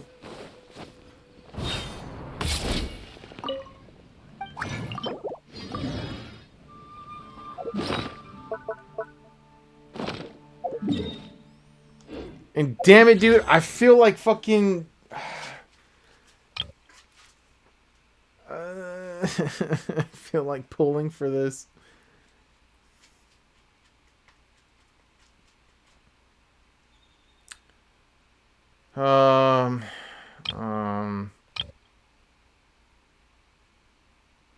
Alright, fuck it. I need a little excitement in my life. I'm pulling for it.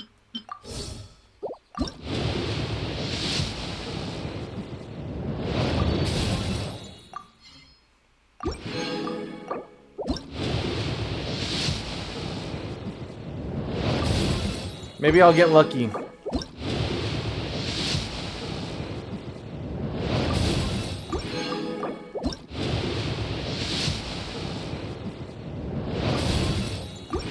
It's 40 wishes. 50. 60. Oh. Alright, it would be really nice if I could get just one copy of the key.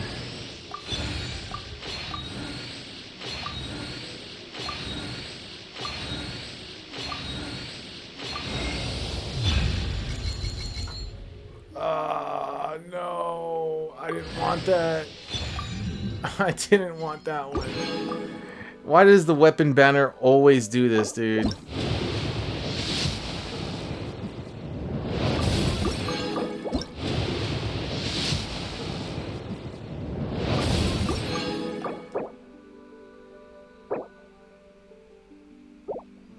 I didn't even realize I had this stuff here. Wait a minute.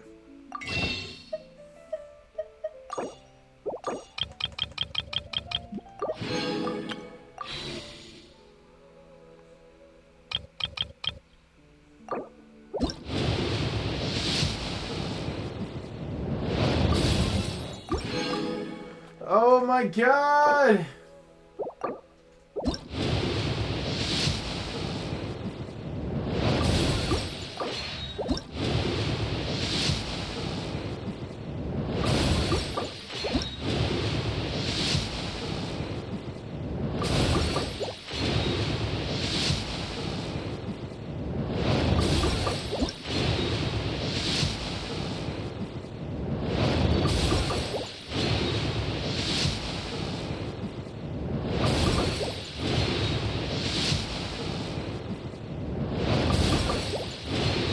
There we go, last one. God damn it.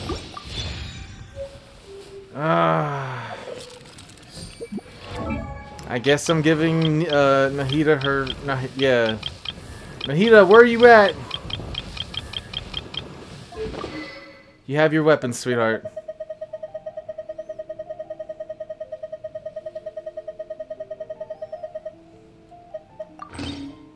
There you go.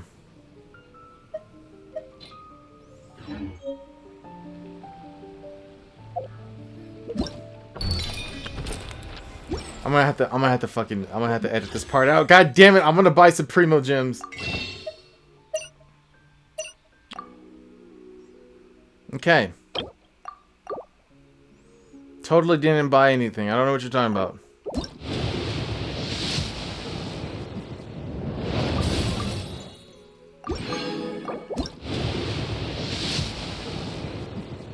Bring it home. I just want to see it, man. I just want one key. Come on.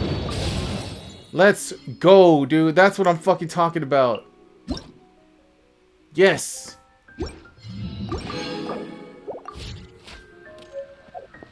Alright. We got Nilu her weapon. I don't even know where she's at. There we go.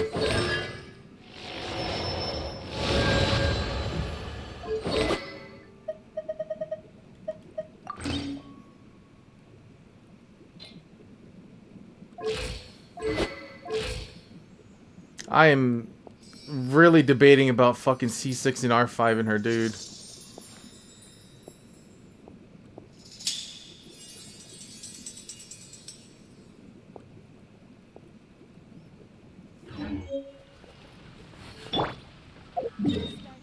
The problem is, I know I wouldn't use her. That's the problem.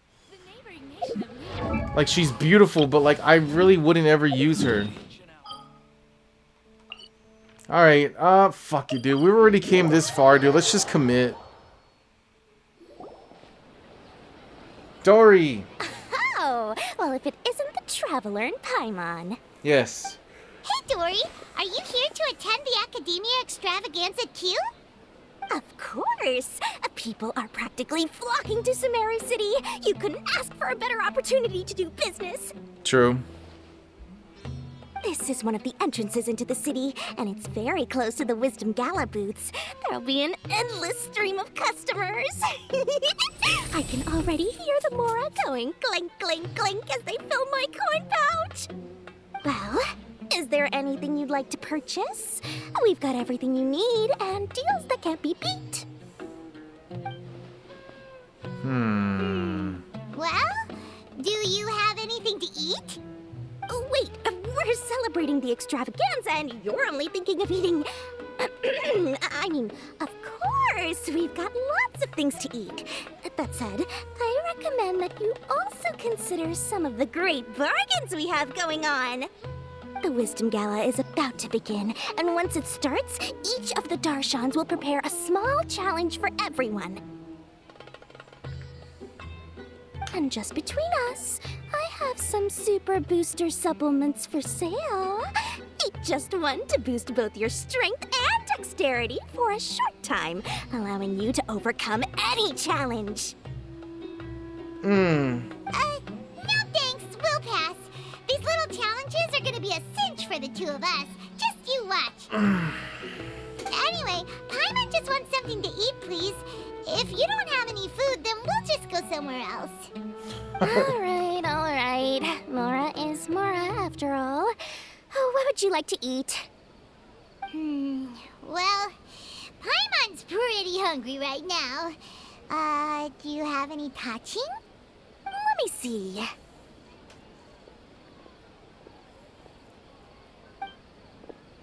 This is a huge job, isn't it? If this works out, we'll be set. Here you go. 2 servings of touching. See? I told you there's nothing Lord Sangamabay can't procure. Okay, Luminate, don't mind their business. They're just probably just 2 people walking by, just talking about something very not suspicious like. Yay! Huh? What are you looking at, Traveler? I thought I saw someone just now. Oh? Who? Someone we know? No, never mind. They're gone. Was it someone suspicious? Have we attracted some unwanted attention? Yes. Huh? What's happening, Dory? Is there something else going on? I don't know who you saw just now, but I do have some hard-to-come-by information about the extravaganza. If you want to know more, we can talk business later. Okay.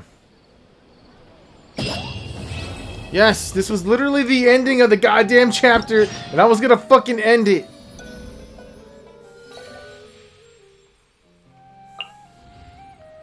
Oh my god, that's really pretty.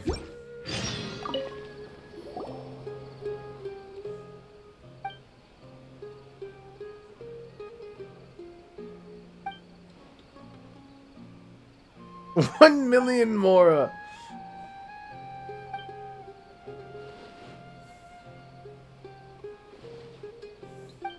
Now free.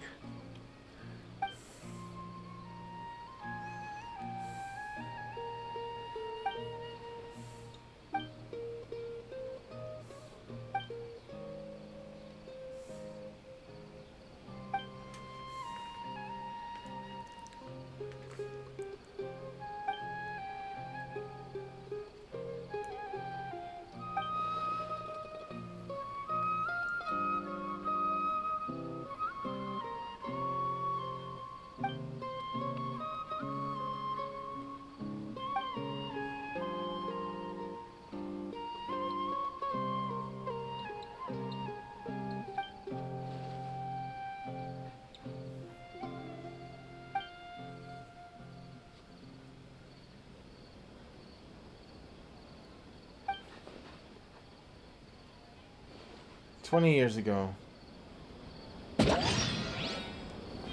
Okay. Alright. We, oh, I still haven't collected this. Goddamn.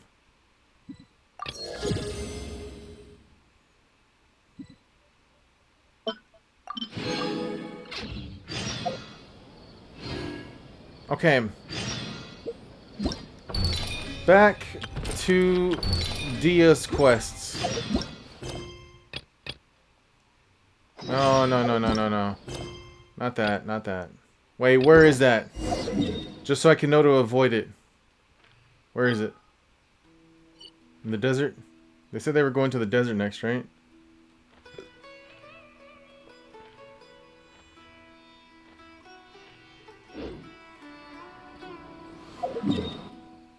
I gotta wait till the next day. Okay, we're fine now. We're fine. Alright. Now we return. We're already here. Fuck.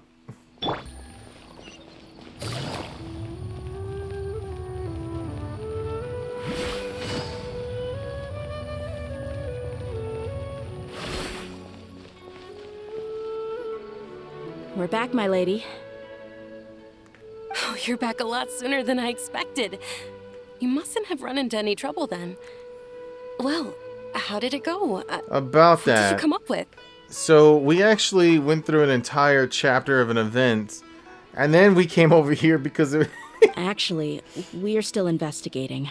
It's just that we've discovered something strange. I see. The clues you found have led you back here, in the city? Something like that. Yeah. You all look a little dispirited. Whatever you found must not have been very encouraging after all. Why don't you discuss it with me? Maybe I'll be able to say something to cheer you up? It's okay, my lady. It's not so much about me being upset with my father or anything like that. How should I put this? So something is wrong.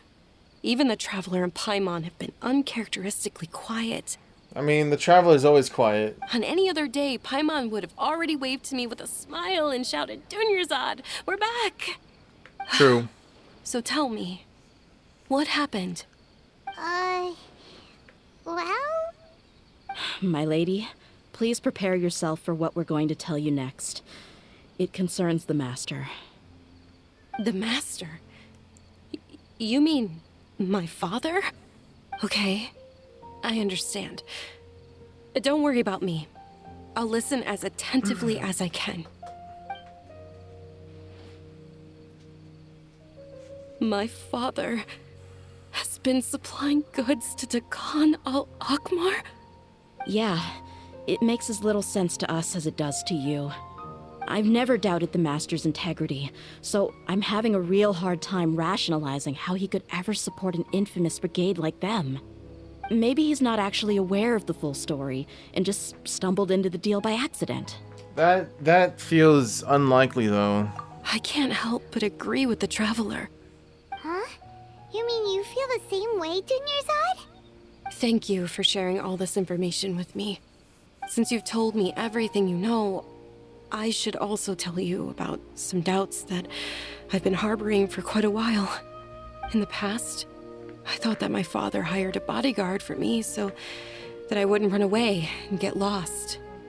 However, there are plenty of capable mercenaries in the Corps of 30. Why did my father go out of his way to hire Dia? About that.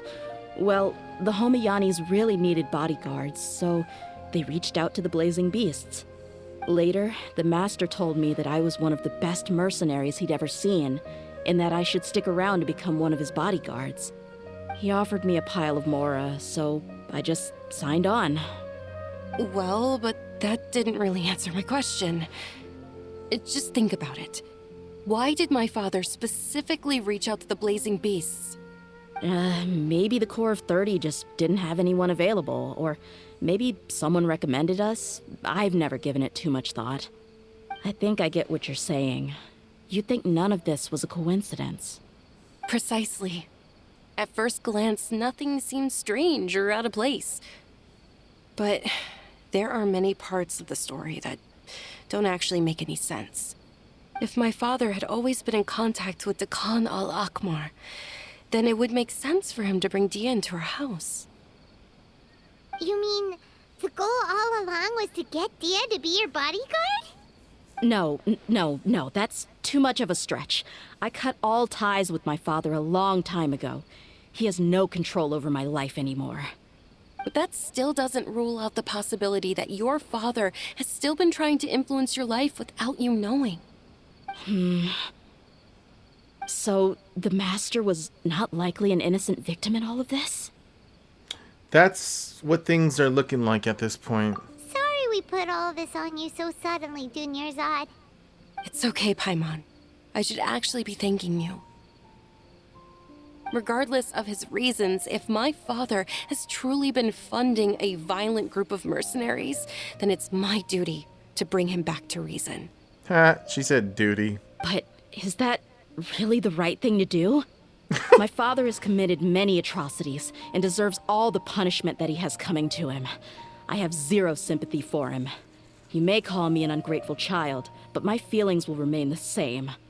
However, the Homiyani family has treated me with nothing but generosity and kindness. If we decide to investigate this further, we could end up implicating the entire Homiyani family. I would be biting the hand that's fed me over all these years. Tia. It's all right, Dia. If anyone were to ask, you could always just say that I'm the one who instructed you to get to the bottom of this. You don't have to do that, my lady. I'm not conflicted because I'm afraid of taking responsibility. Besides, you're the one we should all be worried about right now. Hey, it's still too early to give up hope. What was the thing about friendship again? True friendship is built on trust. Right, yeah, trust! You said that yourself, Dia. Besides, there's no point on getting all riled up before we've confirmed all the facts. If your trust hasn't been misplaced, then he probably has many conflicting feelings as well. Thank you, everyone. That makes a lot of sense. I guess I should always remember the trust that I've placed in people. In which case, my lady, could you ask the Master to come out and have a chat with us? Sure thing. I also hope he'll be able to give us a logical explanation. Let's meet at the usual place then. Usual place? Ah, right. Right. Yeah, we know. I don't know where we're fucking meeting. Where are we meeting? Is this the bar? Or not? Thank you for coming, sir. Please allow me to introduce these two. This is the Traveler, and next to her is her travel companion, Paimon. Ah, yes. My daughter has mentioned them from time to time. It's a privilege to finally meet them in person. Listen, I'm gonna tap your daughter's ass so fucking hard, she's not gonna remember who you are. So I want you to say, I don't know what the fuck, where am I going with this? Shut the fuck up, Mike. But we may skip all the pleasantries for now. What is the important matter you wish to discuss with me today? Well, we wanted to bring this transaction record to your attention. There's something on this record that we're all pretty curious about.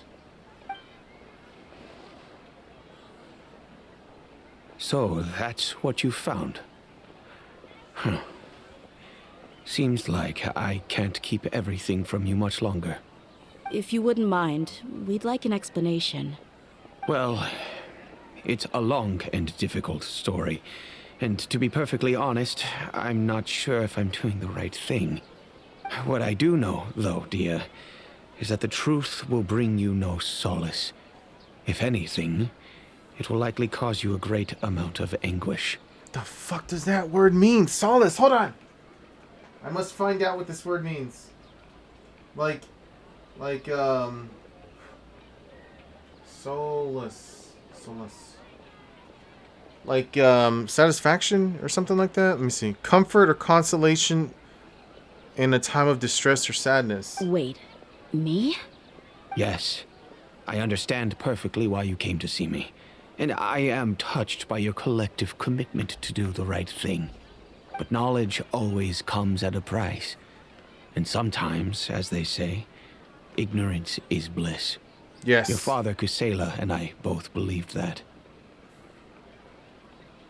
Of course, you have the right to seek and learn the truth, but I must warn you. The facts of this matter may reduce everything you've built for yourself into sand, blowing in the wind. If you must proceed, then Kusela's heartfelt efforts will also fade into the wind like a fleeting mirage. His heartfelt efforts? I'm sorry, sir, but I'm not sure I follow. I've made it this far in life without a single drop of my father's support. I have my own ideals and ways of looking at the world, as well as people and causes that I've chosen to cherish and fight for. None of these things have anything to do with him. I came here today to support you as the head of the Homiyani family. No warning will change my stance on that. Wait a minute, I forgot the plot here. Why did I start doing Dia's quests? Oh, it was because of the event. Right. So now that I've already completed, well, at least the first chapter of the event, I don't think I need to continue doing this story quest, but there's no point in fucking half-assing it. You might as well go through and through. I understand. Then let me tell you a little story. Our family once needed to take a trip to the desert when Dunyarzad was just a baby. Along the way, we were attacked by bandits. They had superior numbers and quickly overpowered our bodyguards. When all seemed lost, a group of passerby Eremites lent us their support. Those Eremites were Kusela's brigade, Dekan al-Ahmar. Kusela's men told me that the attackers were Eremite mercenaries, just like themselves. I was shocked. Why would Dekan al-Ahmar go so far to save us and not spare the fellow Eremites? Kusela was grinning and walked over to play with baby Dunyarzad. She was startled by his unfamiliar face and nearly started crying. Really? I never knew. He said that he had no particular reason to help us. He just took pity on us because he had a daughter about the same age. We started talking about our children, and I sensed that he was a devoted father.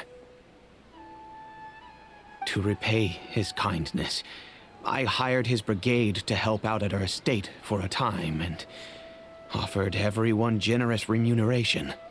So, that's what happened. It was many years before I saw him again. I almost didn't recognize him the next time he came knocking on my door. The man I knew to be strong and healthy had been reduced to a shell of himself. He couldn't even walk anymore without his cane. So, what happened to him? He was perfectly fine when I left the brigade. I'm not too sure myself. The only thing that didn't change was his cheery disposition. He said there was absolutely nothing to worry about and that he had gotten into a fight. That was all. He then suddenly asked me if Dunyarzad, now that she had grown, would need a bodyguard of her own. Oh, that's how Dia came... Dunyarzad was going through a particularly severe bout of her Elazar. There was no need for her to have a bodyguard when she could barely leave the house. But he kept coming back to the topic. Come on, it never hurts to be safe. How do you know a bodyguard won't come in handy one day? I was completely lost at first, until he recommended the Blazing Beasts, and in particular, a mercenary named Dia. Okay. So he was the one who recommended Dia to you. Indeed. He didn't say it out loud, but it was clear that he saw Deshret's relics as an evil group who would eventually corrupt every member in their ranks. He was already beyond redemption, but he hoped that he would be able to detach his daughter from the vicious world of mercenary life. If Dia could stay in my house and keep working as a bodyguard, then gradually her affinity for the desert would decrease, and she'd be able to leave her previous life behind. Fucking knew it. And that's why you offered her such generous compensation? Yes, but not just because of that. From the moment that he asked me for that favor, I also began to see Dia as my own daughter. And that's also why I tried to persuade you to stay when you asked for permission to leave. I was willing to spend however much it took. Kusela saved my daughter and I all those years ago in the desert. I could never refuse him entrusting his daughter to me. He was always like that, acting like he's oh so smart and self-righteous. Kusela said that he'd reimburse me for a portion of Dia's fees. I refused to take any mora from him, but he'd always sent me funds anyway. Eventually, I just accepted them as a token of his gratitude. And that went on for a while until I received another letter from him a few years ago. The letter contained a request to help him buy food, weapons, medicine, and even explosive materials. Oh, I see. Around the time that Decano Akhmar started becoming more aggressive? That's right. When I started to hear some nasty rumors, I became wary. I wanted to meet him face to face to discuss things. But by then, he was no longer receptive to my requests to talk. If I had to guess, it's probably because he doesn't want to put Dia at risk. But by that time, but by that same token, he should have also stopped asking you for materials. That thought occurred to me as well. I figured that he probably came to me for help because he had nobody else to turn to. After some deliberation, I decided to send him some food and medicine. I turned down all his requests for explosives and weaponry. I am aware that even such a reduced gesture of support could lead to others coming to harm, but I could not simply reject his plea for help. In the end, it probably was the wrong decision. I plugged my ears to the rumors and just chose a solution that made me feel least guilty about myself. Alright, so we got 22222. If you can, please tell me where he is now. None of the things he's doing right now make any sense if he's just trying to keep me from getting tangled up in his world. Oh, fuck, wait a minute. I mean, it hit 2 hours, 22 minutes, and 22 seconds when I said that, but I just realized that I'm gonna have to cut out that part from when I bought the package for the Primo Gems.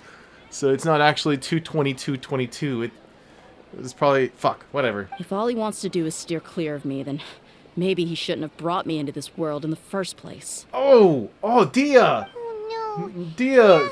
Please don't feel that way. Seriously. I'm just angry because I can't wrap my head around any of his actions. Maybe there's another way of looking at all of this. Can you try to believe him just one more time? I don't know. I really don't know. I don't think I can do it. But I guess you do have a point. We haven't uncovered the whole truth yet. We still need to figure out his exact actions and reasoning for these last few years. I'll do my best to help. Of course, anything between the two of you would need to be resolved between you and him alone. I don't know Kusela's exact whereabouts.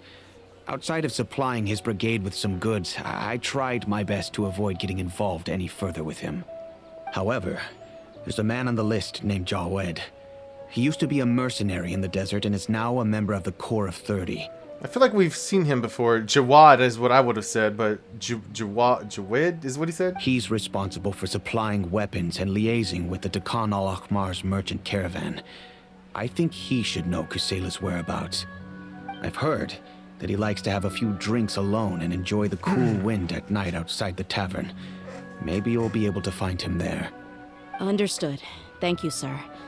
Then I guess this is bye for now, unless... I'll stay and be with my father here. To be honest, I'm still a little dazed and haven't finished processing everything quite yet. My father has indeed done something wrong, but if I think about it, I'm also not sure if there was a right way to handle this problem. I feel like our only course of action is to turn everything we know over to the Corps of 30 and let them render judgment. Yes. I am prepared to accept whatever verdict they choose. It's time to face my mistakes.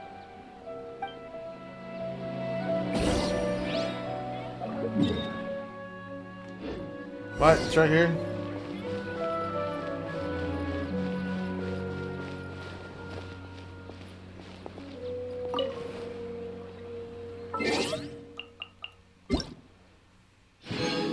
Oh, right, Diluc's birthday. I forgot. You gotta wait till tonight, huh?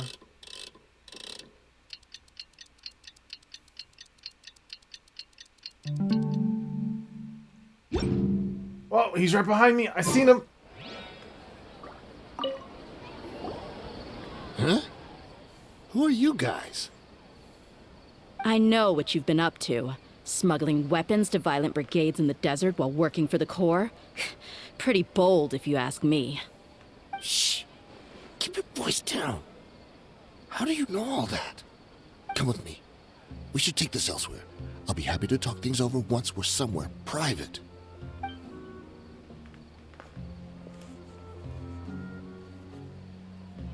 This place should do. Alright, back to my question. How did you all know about me?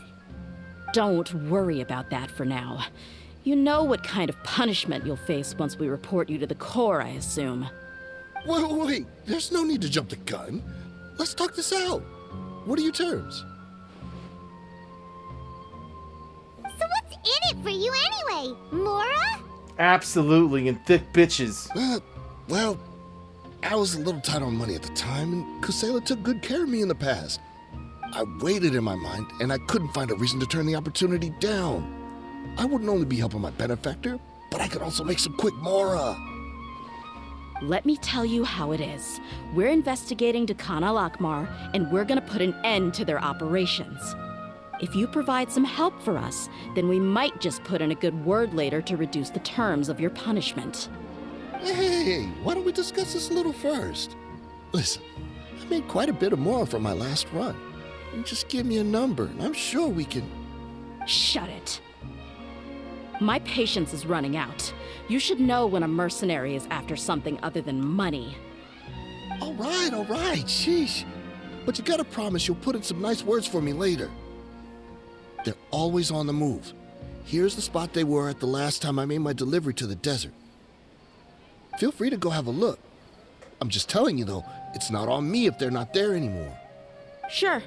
And then you can forget about any nice words from us. Hey, come on. Now you're just being unreasonable. Really? And how do I know you're not leading us straight into a trap? Don't forget, you're the one with no bargaining chips. All right, I get it. Why don't you go take a look, and if they're not there anymore, I'll try to figure out something else for y'all. Now that's more like it. Let's move. And as for you, try to stick around the city until we get back. You don't want us to call the folks from the Corps and have them drag you back to the city.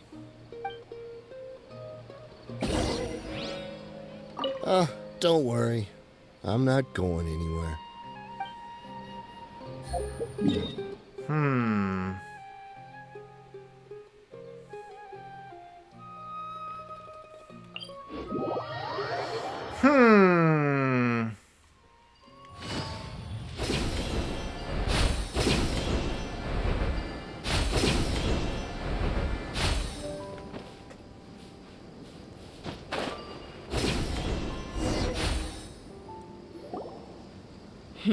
Seems like we're in luck.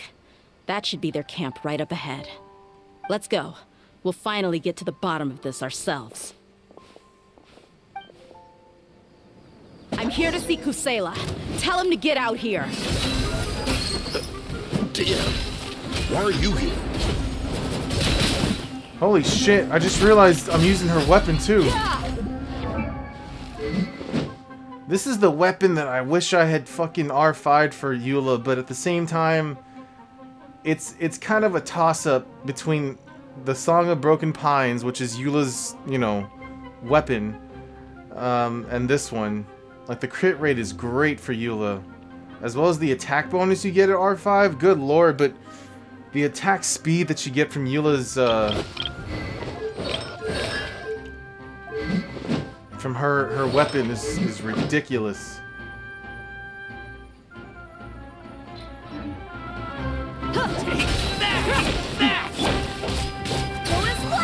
Dare to mess with me? Law of the jungle. Need.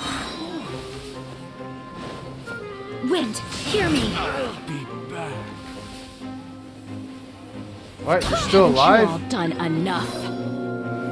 Oh, so are you also here to stop us? Stay out of this. It's got nothing to do with you.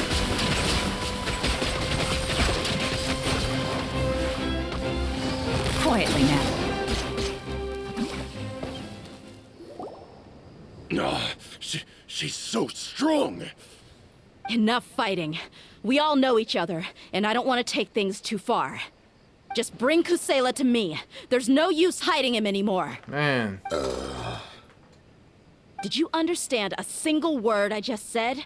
Or do I need to bash your skull in some more? All right, everyone, let's all just calm down for a second. Dia, the boss can't come out and see you anymore. He died a long time ago. What? Seems like you've been out of the loop for a while. Guess that's for the best, though. At least, that's what the old man wanted. When did he die? What happened to him? A few years ago, Kusela broke up Dakan al-Ahmar and went to the Deshret's Relics headquarters by himself. So is that when you guys started acting up? We would prefer to call it taking revenge. Every last person in Deshret's Relics must pay in blood for what they did. So that's why they turned on each other. It was all motivated by revenge. Let me start from the beginning. Dia, do you know how the head of the Relics maintained order internally? Overwhelming strength and unquestionable authority? Those were a part of it, yes. But just those on their own weren't enough. They had another tool at their disposal. They called it a person's record. Regardless of whether they joined by their own will or were coerced, every person in Deshret's Relics were forced to leave a record of themselves at headquarters. Whether it be their deepest sin, some unforgivable act, or their most immoral exploit, the record served both as a symbol of loyalty and the perfect material for blackmail. So, you mean Kusala thought there were no escaping the records. Thought there was no escaping the records. That's precisely it. Every one of us have a record. Me, Bashar, Tikriti, and all the boys who grew up with Dia and ended up joining our ranks. But you, Dia, you were never asked to provide a record, were you? I never even knew this was a requirement. You were probably the only person in all of Deshret's Relics who didn't know about it. Ever since you were born, Boss had been trying to shield you from this organization's sinister rules. Not only that, but he also banned all of us from committing any nefarious acts. He said he'd take care of the dues we had to pay regularly to headquarters. But in the end, he was just an ordinary person. What could he do? He was forced to go to headquarters again and again to account for missed dues and incomplete records. He'd come up with all kinds of excuses and get beaten up as a result. We all knew he was doing that for you. He wanted to get you out of this world, no matter what it took. And that's why he became a shell of himself and couldn't walk without a cane. Damn, my heart! Wait, but that doesn't make any sense. I didn't know about any of this, and I'd never seen him get injured or beaten. Because you were too young at the time. How would you ever tell between wounds from a beating and wounds from battle? When you left home after that final argument with him, he seemed to age by a decade overnight. Even his hair went gray. So, even the blazing beasts were... Yep. It was all his doing. Had he not arranged them to come to you, you probably would have been reduced to a pulp before you ever left the desert. A few years ago, Boss said he needed to make another trip to headquarters. He was already pretty weak then, and we all assumed he was going to get beaten again. I suggested that he hand the role of leadership over to me, but he said there was no longer any need, since the Khan al-Ahmar would soon be no more. His words made no sense to me, but that night, we heard that a massive fire tore through headquarters and razed everyone's records to ash. Everyone gained their freedom that night.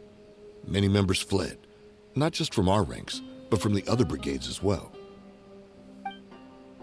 But how could we leave with a clear conscience? All of us who knew exactly what had happened. The boss can't have just died for nothing. Those heartless jerks at headquarters took him from us. From that point on, the sole purpose of Dakan al-Ahmar became revenge. The big fire that Boss started was quite a blow to headquarters' strength. It's given us the opportunity to launch our attack. Even though we're outnumbered, we vowed to see our revenge through to the very end. But Deshret's Relics haven't been the only victims of your revenge. There were people from headquarters who changed their names and went into hiding. Some fled to other brigades, and others escaped to the rainforest. But we won't let any of them escape our wrath. They'll all pay for what they've done. We've suffered plenty of losses as well. To keep going, we need an enormous amount of supplies, from food and medicine to weaponry and explosives. All we can do is exchange our loot from Mora, and then use that to get supplies. We forged Boss's handwriting and sent out many letters to his former friends. Thankfully, many people were willing to come to our aid. We were also able to attract many mercenaries who shared our goal. We've endured unspeakable pain to win many impossible battles. Deshret's relics have become weaker and weaker, and now we finally have an opportunity to directly strike their headquarters. Paimon doesn't know what to say anymore. Responding to violence with more violence will only cause more pain. That is very true. Do you have any idea the amount of damage you've done? We do know right from wrong, but we were sinners from the very beginning. We do not deserve the freedom that the boss won for us with his life. Boss always loved his old-fashioned hero stories. Those tales about sacrificing yourself to save the world. Oh, man. We used to always laugh at him for it. But in the end, he really went and lived those stories out himself. As for me, I never considered myself a hero. We're all the lowest of the low. We have no right to even imagine such an existence. But maybe those hero stories he liked foreshadowed everything that was to come. The spirit of the hero touched all those he had saved, and more people joined his cause. Maybe we were all just acting along with the play in the beginning. But as we acted the parts and recited the lines, we were drawn in. And now, we want to see the story through to the end. I'm sorry, Dia. I know you always found us insufferable ever since you were young. Just think of this as a madman ranting. I'll go with you. Huh? Dia? You want to go with him? I grew up with these guys, and I know they're not bad people. It's just that some situations get so bad that it's difficult to tell good from evil. All I know is that Deshret's relics must be destroyed. Furthermore, I want to go see the place for myself. I want to know if my father is still there. I know you don't want to get involved in this, so there's no need for you to tag along. I can do this on my own. I'm on your side, Dia. No, I made a promise to Dunyarzad to support you. Yes. Yeah. Paimon feels like we'd only regret it if we don't see this through to the end. Thank you. We'll be a lot stronger together with you. I bet Boss would lose his mind if he ever knew you'd join us at the very last moment like this. Considering all the losses and injuries we sustained, we can't afford to turn down someone as powerful as you. God damn, this guy's voice, dude, is like so fucking deep. He can think whatever he wants. But the fact is, I owe him this much.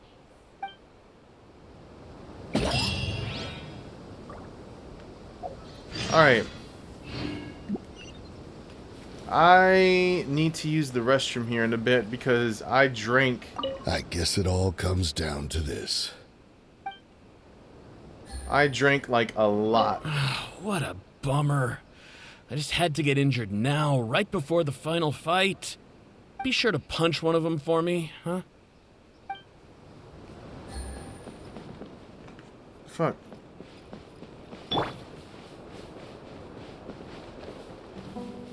Yeah. Let me go use the restroom real quick, because pretty sure shit's gonna get serious right now. Okay.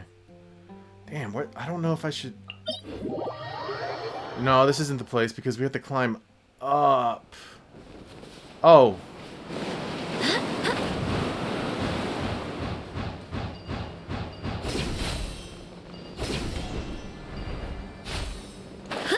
Where's the next one? Perfect. Yeah. Okay, I'm gonna go use the restroom here real quick. Give me a minute, guys. I'll be back.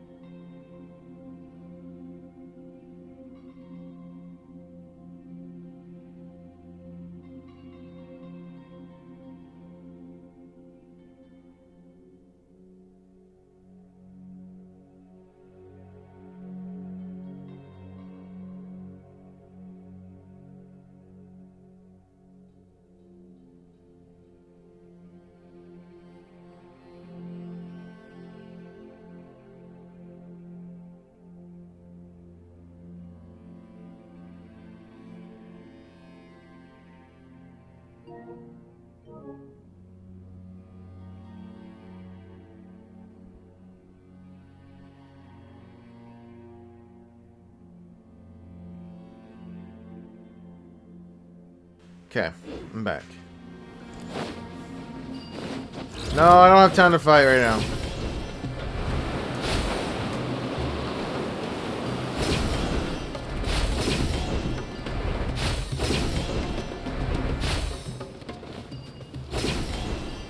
this the entrance? We sure didn't run into much trouble on the way here. Too Should true. be. I don't think they have enough manpower left to post guards and defend their perimeters. Damn, I've never seen it from this angle. This is kind of cool.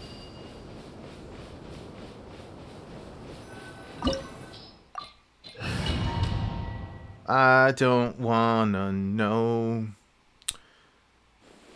That's so cool. Paimon didn't expect it to look like this on the inside. They should all be holed up in here. Don't know how many people they've got left, though. Who cares? We'll round up all of them. Still, we should be careful. Even if they've only got one shot left, it could still take us out. I've fought through many situations like this before, so I think we'll be alright. Yeah, we'll know what they're really capable of once we've landed some hits on them. Deshret's relics may have been a force to be reckoned with before, but their name means nothing now. Yeah, they don't stand a chance with you here. I'll take the lead. I've been here once before. Alright, man. I'm gonna try Dia out a little bit. I want to use her ult and stuff. We're here to kick some ass and take names. You are not welcome here.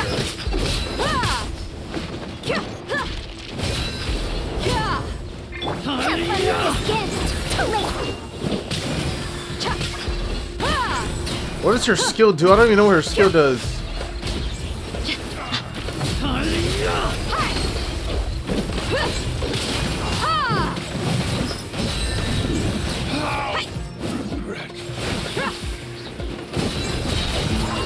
Now we're going. Oh shit! Dead meat. She said it. Feeling lucky today. Look alive!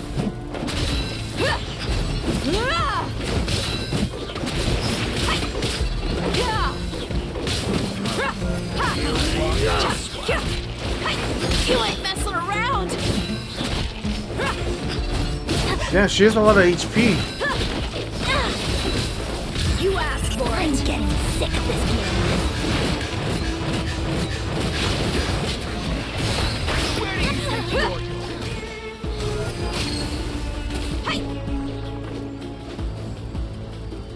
Where's the... Oh, it's right there.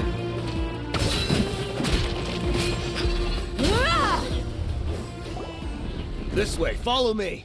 We're almost there. Yeah. Yeah. Wait! They went charging ahead without checking for any traps! Oh well. What? Hey, you guys okay?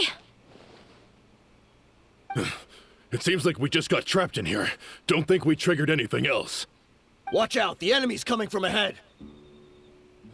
Well, now that things have come to this, seems we'll have to fight our way through. Don't worry about us. We knew something like this could happen. Go and take a look around. There could still be another way through. Let's go! We can't let the boss down! Let's check if there's another way! The sooner we can make it through to help them, the better. Let's see. I don't want to solve no puzzles. I think I see a way through over there, but it's being blocked by something. Let's try our luck with that mechanism. Nope, I give up. I quit. I'm not doing it. Nope, nope, not doing it. Wait a minute, is there stuff over here?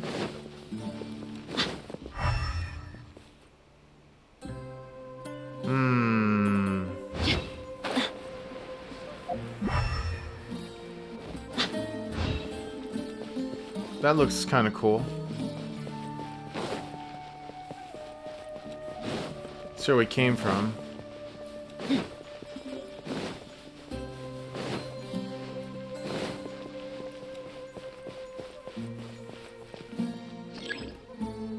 Just the hiding color of the light, so it might be properly received.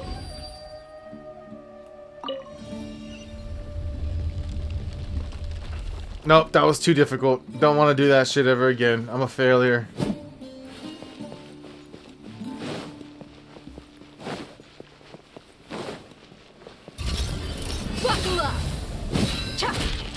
Oh, I don't have time for you. Barbados, guide us.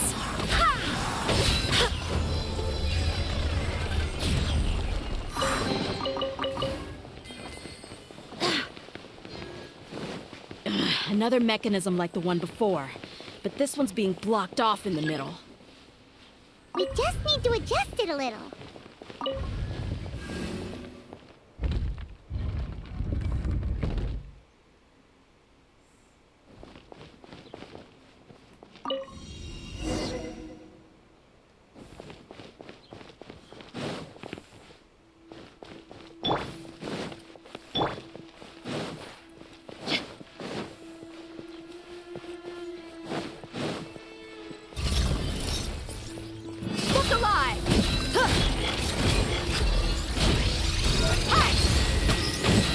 Oh, she's got like a 2.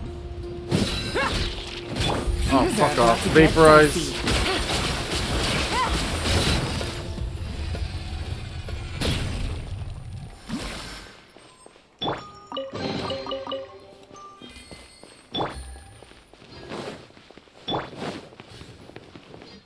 Ooh, dude. You know what? Oh shit. Wait. I wanna do this. Busted. And we'll do this. You're dead meat.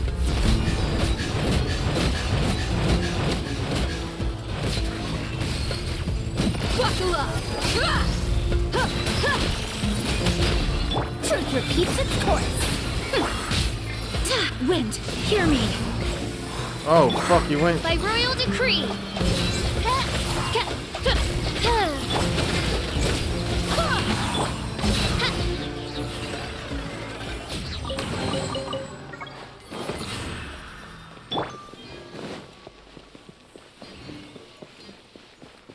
Nope, don't want to solve these puzzles. Nope.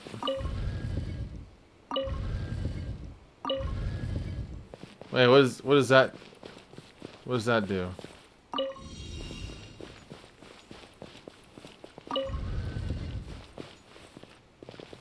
Oh, wait. I think I get it. No, I don't. Never mind. I quit. I don't want to do this no more.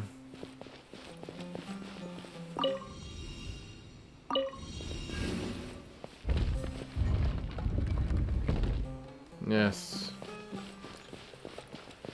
I should have known.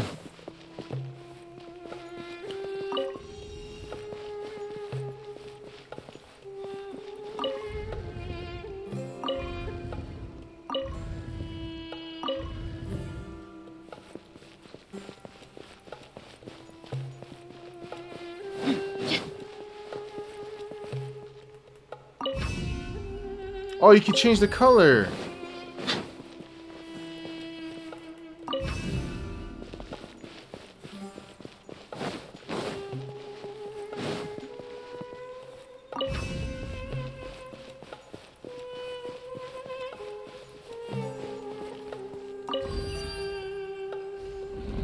He is smiling.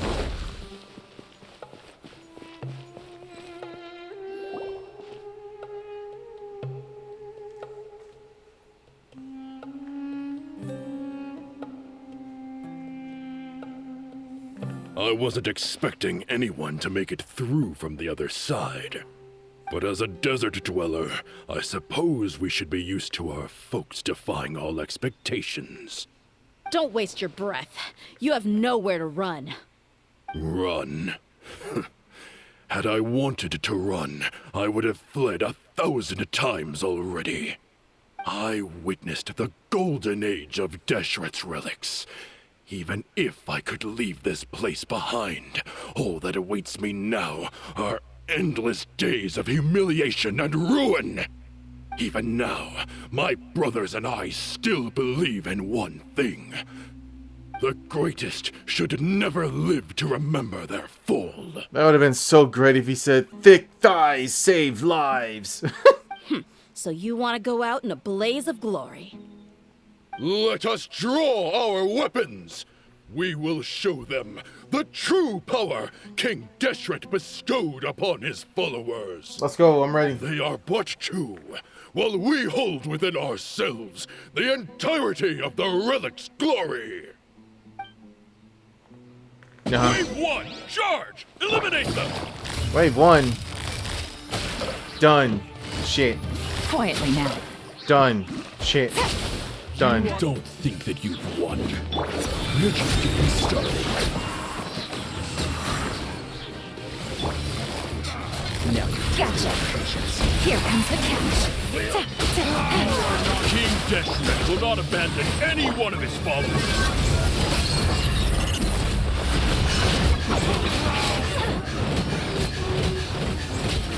Wait, Yolan's attack's not working with her. Brothers! This is where we prove our faith. You all just want to die? None of us plan to leave this place alive!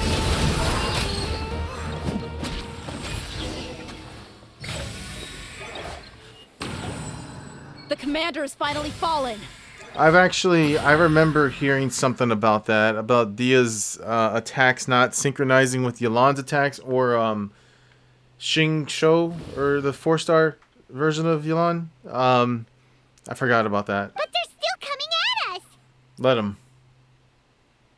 This place is like a gladiator's ring. They just keep coming no matter how many we beat. Good. Yes, keep fighting! There's no need to fear, and no need to back down!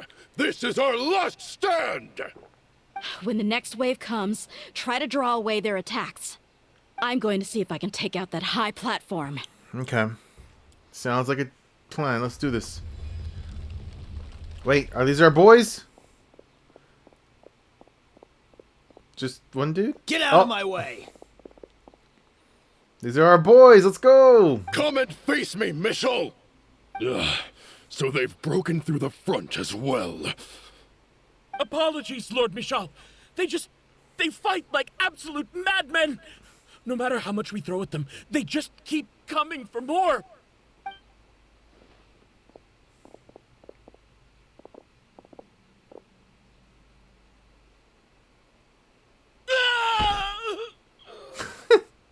So, it would seem like this is the end.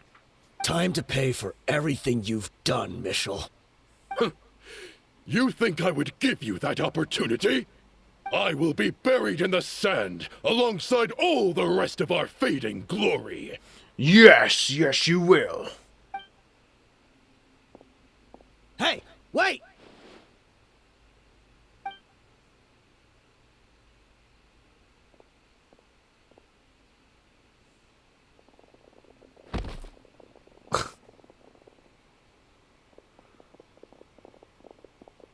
We were too late. Bastard. It's over. There's no more need to fight. But if you're still going to cling on to your so-called mercenary's pride, then I'll give you all a good beating as well.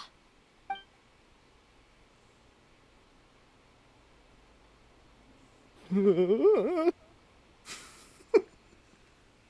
does this seem so awkward, dude? Hey, Dia! I found the mechanism. I'll get you all back up here right away. Let's go. Go, go, Power Rangers!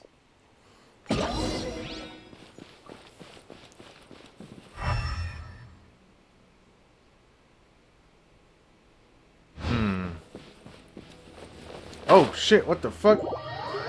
What? Ah, I did not even see that hole! Fuck, everyone lost a little bit of life. What the fuck did I fall? What am I? I'm fucking glitching through the floor.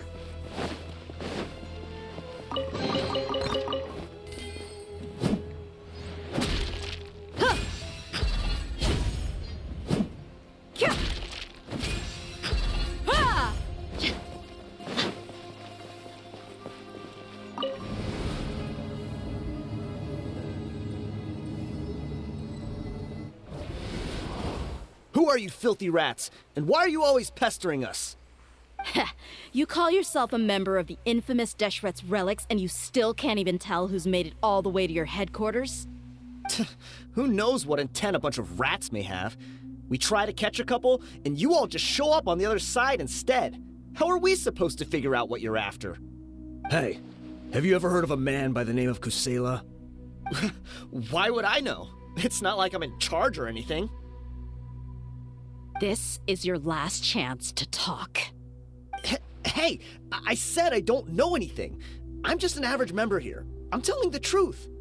If you're here to find someone, why don't you look through the records yourselves? Who can remember every name and face with so many people coming in and out every day? The irony. His life became a light for so many, yet to others, it wasn't even worth remembering. Yeah. Where's the records room? Answer me. It's right over there. All the files are in there. You can go through them as much as you want. It's not like any of them still matter anyway. I mean the old records room. The old records room? You mean the one that got burned down? Kusela. Ah, yeah, I remember him now. The guy who could hardly walk. Watch your mouth. That's our boss you're talking about. He was definitely faking it. We all let our guard down as soon as we saw him come hobbling in. But in the short time it supposedly took him to take a dump, he'd already gotten away and started a fire in the records room. He couldn't have possibly outrun us if he wasn't a fraud. And after that, Deshret's relics fell into complete disarray. Stop wasting our time. Every one of us here is perfectly aware of what he had done. Tell me, where is the old records room? It's just over there. Go see it for yourself if it means that much to you. There's nothing left in there but ashes. No human could ever survive that kind of inferno. Bashar, Tikriti, let's go. We'll leave the others here to guard these guys. Spare them no mercy if they try anything.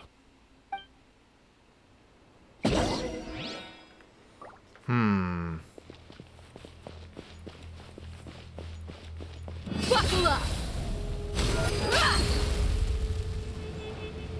So there's two. You have to. Hold on. How do you? Good lord. Okay.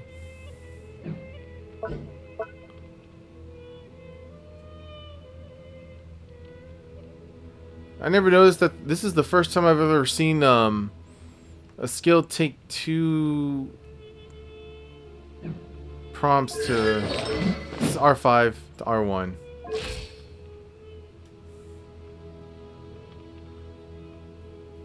Totally not waiting for something.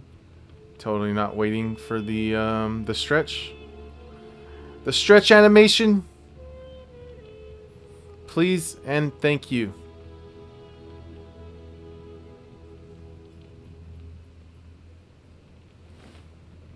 Fuck. Oh, that's not the one.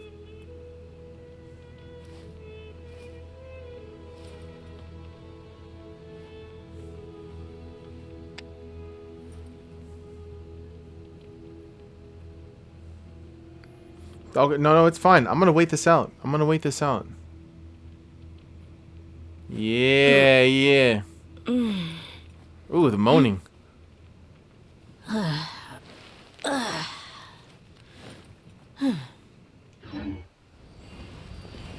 I totally wasn't looking disrespectfully. I've already told you everything I know. Can't you just leave me alone?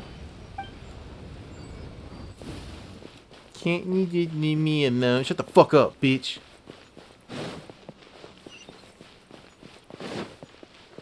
Let me see. So what is? Let me see. Let's get it on! She says, "Let's get it on." And what does this do? Oh, you can relocate it. Okay, that's the point of the. Okay. What the fuck is this?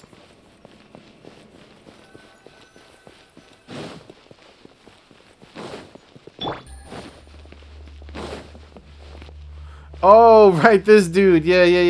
Okay.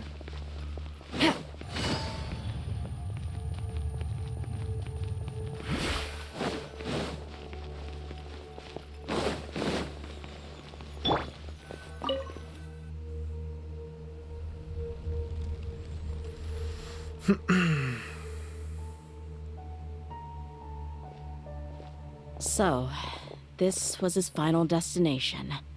How did he do it? Getting past all the guards with a limp and sneaking in here to start a fire? If he was nimble enough to do that, then he must have been able to get out of here after starting the fire, right? Tia. I'm sorry. I know it's just wishful thinking. Let's look around. Maybe we can find something that's been left behind.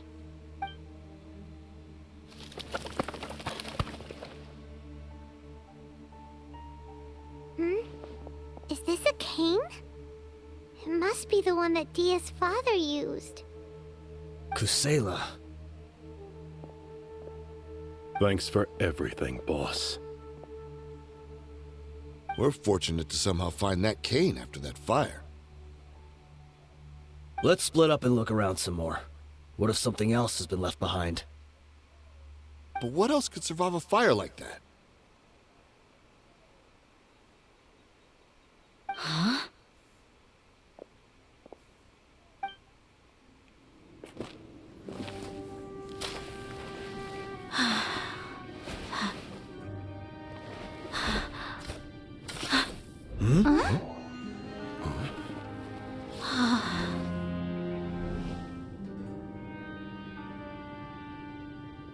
Potso. Wait! Isn't that the toy sword you played with as a child?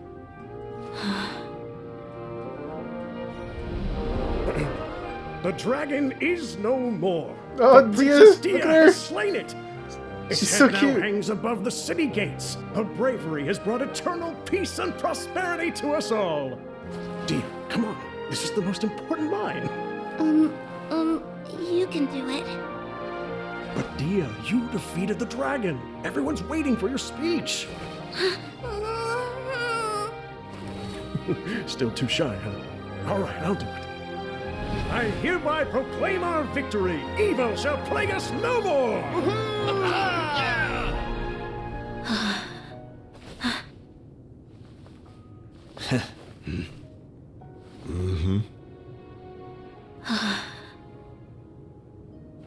I hereby proclaim our victory.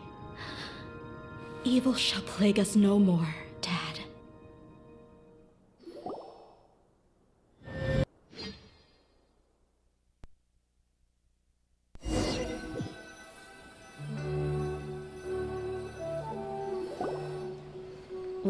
What's this? Looks like amazing ass food. It's all. We got you some snacks and drinks all on Paimon's tab. Don't you remember? You asked Paimon what she would do if she were to wake up tomorrow with loads of money. And Paimon said that she would get boatloads of tasty snacks. You looked super confused at the time, but said it was an adorable thing to say. These opportunities don't come by often. So today, Paimon's gonna treat you to a special crash course on Paimon's life philosophy. Dude, whatever that plate is right in front of Dia, it looks good. She rarely spends her allowance on other people. It's really my treat, but you get the point. Hey, this way you get something from the both of us for the price of one. Anyway, the point is that you should eat to your heart's content. You'll feel better for sure once you've gotten something in your tummy. Junior Azad will also be here shortly. She's already heard that we're back. Aw, thanks, you two. Honestly, this is very unlike me. I just had a lot on my mind on our way back, so I didn't know what to say. My chest was filled with all kinds of intense emotions. They just shook me even more than all the feelings we've shared during our previous adventures. But when everything came to an end, those emotions also vanished without a trace, and I was left feeling more empty than ever before. It was as if I'd lost the thing that was most important to me. Everything just happened so fast. I get it. Yeah, you're right. To many mercenaries, Mora is the most important thing in the world. But perhaps to us, it's the most worthless thing of all. Idrisi and the others all used to say that they would quit if there was no Mora to be had. But when it came to avenging my father, There was no more to be made anywhere. My reality shattered when I found out that the father who always told me hero stories was in fact a bad guy. But look at me now. Am I any different? Despite all my promises about never forgiving him and never trying to understand him, I still went to such lengths to find out the truth and nearly even shed tears for his sake. We're hypocrites. All of us. Hold on. No, you should never question your feelings, your true feelings, though.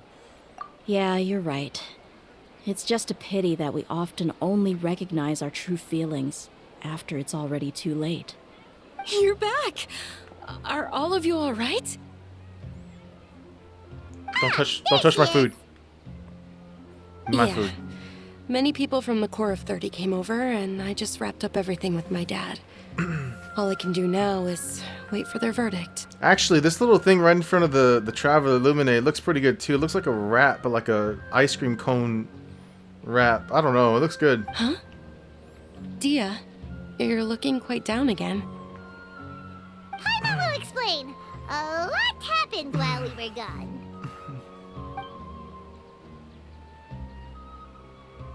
I'm sorry. I really should have controlled my emotions better. I just... It's all right, my lady. You were hurt by all of this as well. Truth be told, I'm starting to feel a little guilty watching you cry like this. But Dia, your pain must be even worse. You shouldn't need to comfort me. Hey, don't worry about me. If anything, this whole thing has finally shown me the difference between illusion and reality. My father probably thought that people could settle into new lives as long as they moved to a new environment. That thought has even crossed my mind a few times. It's like saying, what's wrong with adapting to a new life? However, there was always something deep within my mind that refused to accept it. This impulse brought me great turmoil, and even made me feel ashamed for turning my back on your father's kindness. But now that I consider it again, it all makes sense. The desert sands are a part of who I am, and I will never be able to lead a peaceful existence. I understand how you feel. That doesn't mean I won't be making any changes to my life, though. As an example, I'm now thinking about taking on some small odd jobs. It's just like Idrisi said. I also want to catch up to my father and become a character in his play. Even if the ending of the story may be childish and ridiculous, it won't really matter. Isn't that neat, though? Oh, you'll be a whole new kind of mercenary, one that's not out for Mora. Why don't we go for a change of scenery once we finish eating? What about stopping by the Grand Bazaar again? Right. You said you wanted to get a rug for your family. We'll come along too.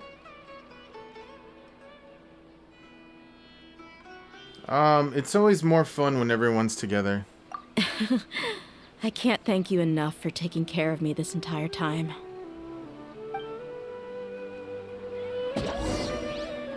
Alright. Hold on, let me get some food real quick. Hold on, I'll be back right now. Give me a sec.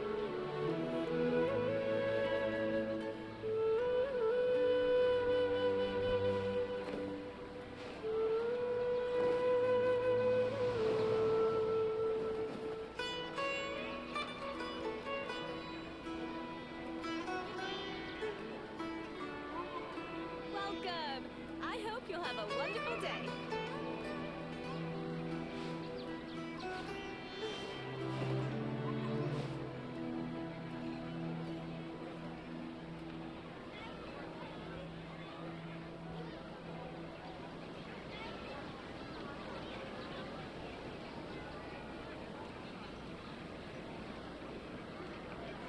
It's time to move on.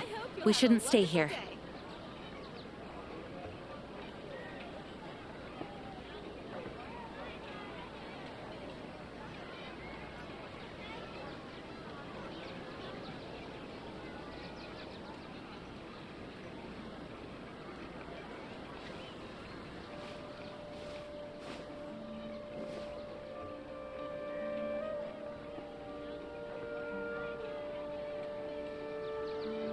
Welcome!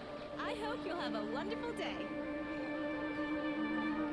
I do hope the Knights of Favonius are all working hard.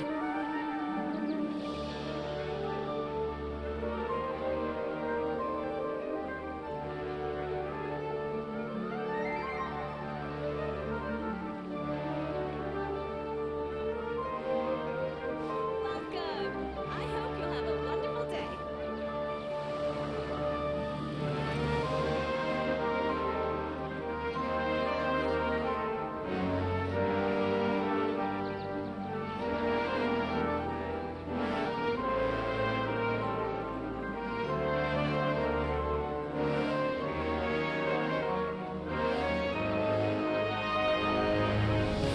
Alright, give me a We second have here, work to guys. I'm do. just eating my food real quick.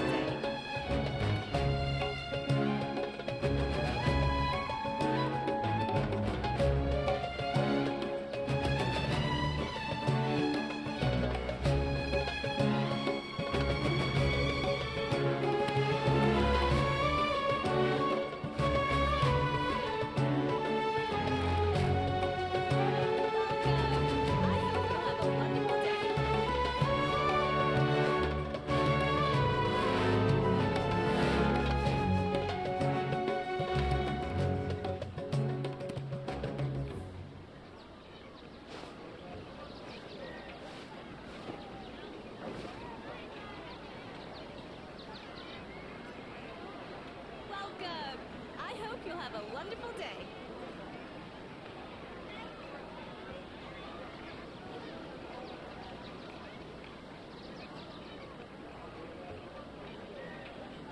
It's time to move on. We shouldn't stay here.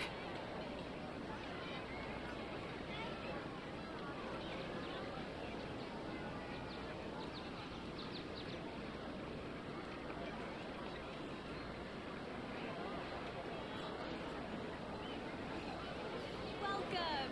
I hope you'll have a wonderful day.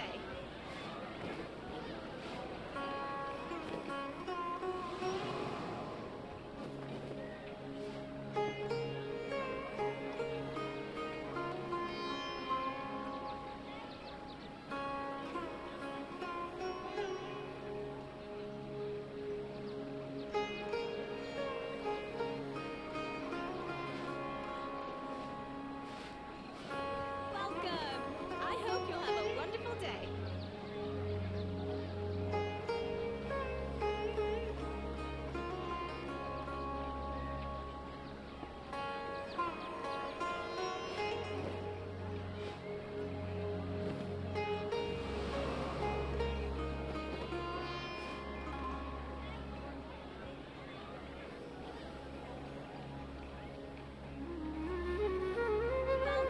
Alright. Damn, that was good food. Oh, fuck off, dude. Is there... Where the fuck is that? I'm going. Wait. This way?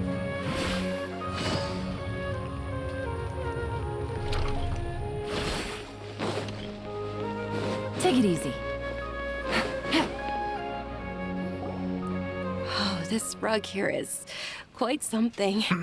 The craftsmanship is exquisite, and the fabric is also of high quality.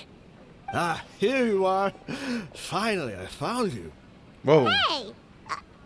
Aren't you that mercenary who bit his tongue? I was... You can still talk? I was gonna say, wait a minute. Why is he talking like that? Wait, are you here to take revenge on us? Absolutely. I'm here to fuck everyone. What? What are you talking about? Do I look like I can take you all in a fight? I just came here to give you something. I'll be on my way to give myself up to the Corps after this. Once I woke up, I hurried to the Khan al-Ahmar's camp, hoping to alert them to your presence. But when I got there, I found no one except the members who were still too injured to move. Ah, so you probably got there after us. Yeah, they told me that they had exacted their revenge, and everyone had turned themselves in to the authorities. Even that last camp was not going to last for much longer. I had joined the cause to repay an old favor from Kusela. Now that everyone's already turned themselves in, I might as well do the same. One of the injured members gave this box to me. and told me that it contained some of the old man's last possessions. Everything left in the camp will get confiscated, so I figured I should get this to you before the court could get their hands on it. Damn, this guy, dude, considering that, like, whoever the voice actor is for this guy, he's doing a pretty damn good job for role-playing as someone who doesn't have a tongue. Thank you. No worries. We are all just living our own truths. There's no need to comment or judge anyone for it. So this box contains everything that Dia's father left behind. Huh. It feels lighter than expected. Well, back in the day, the first thing he did with any Mora was spend it on things like drinks and meat. But let's see what's inside. What's this? It's just a bunch of junk. It kinda stinks. Perhaps it's just been left unopened for too long. A handwritten copy of a storybook. The paper's already yellowed, and it looks like it's about to fall apart. It was against the Academia's rules to possess books for personal use. If he was going to break that rule, he could have at least copied something useful. That probably means this was really important to him. And here are a few bags of children's snacks. The packaging's completely deteriorated. Maybe that's where the smell was coming from. Did he get those for you? Yeah, but here's the thing, though. Even when I was a child, I was never a fan of these kinds of snacks. He'd always say that he got them for me, but in the end, he always ate more than I ever did. Who even leaves snacks in a box like this anyway? Isn't that just common sense? Forget it. Let me see what else is in here. A razor, some buttons, some round iron tiles, a wooden toy puppet, a wool scarf, which from the looks of it probably belonged to a woman, and a hair clip? Why are these things here? I'm suddenly feeling a little scared. I'm sorry, my lady, but this is just the kind of man he was. He probably saw this box as some kind of personal trash heap and dumped any and everything in there. 2 empty liquor bottles. Tell me, you guys, are these the kinds of things that a normal person would leave behind? Probably not, but what an interesting man. Huh? There's something in the bottle! Oh, you're right. All right, I got it out. It seems to be a piece of paper with some writing on it. The bottom part's all damaged from moisture, though. Let's hope the writing didn't smudge. I was suddenly seized with an urge to write a letter after finishing this bottle. I just folded it up and left it in the bottle, though. If I end up forgetting about it, it won't really matter. To Dia. It's a letter for me? You don't need to read it out loud. Just it's between you and him. It's all right. I'll just read it out. If he went to the trouble of writing a letter, there must have been some important things that he wanted to say. Or at least record down. My condition's becoming worse and worse. Can't even walk without a cane anymore, much less go out and have fun. Guess I don't have many days left. If you're reading this letter, then I suppose I'm already long gone. You were adorable as a baby. Everyone loved you. And regardless of whether you were crying or laughing, everyone enjoyed having you in the group. But once you grew a bit older, you were no longer nearly as happy or cute. It's probably Idrisi's fault. He was never up to any good. Can you believe this guy? He can point the finger at himself. Anyway, back to the point. To summarize, I'm writing this so you would know not to feel sad for me, even if you end up finding out the truth. The reason being that I was never your father to begin with. Wait, what? Surely, he must be joking, right? He was drunk that day, right? I don't know. I was quite formidable when I was young, and 100 times cooler than some so-called flame main. really felt like the whole world was under my feet. With just a teeny tiny bit of effort, I felt I could rule over the entire desert. But as fate would have it, I went out into the desert for a drink one day and discovered a baby in the sands. It was you. No you were way. Just lying there, small and helpless. You were so tiny that if the wind blew for just a little while longer, you would have been buried forever. But your cries were so loud they made my head hurt. Now that I think of it, you really were a bundle of energy. Sounds like he's serious. Wait, there's that little girl again. And the others that I had slipped up with a woman while out and about. None of them even doubted me. What? I'm sorry that I had to lie to them for so long, but I really had no other choice. That son of a bitch, he wasn't a player. Okay. I was their most esteemed leader, after all. It's not like I could just tell them that I suddenly wanted to play at being a father. At this rate, I'll puke up all the liquor I just drank from this bottle. Anyway, Dia, you possess the kind of freedom and kindness that we could only dream of. As far as how you should live your life, that'll be up to you to decide.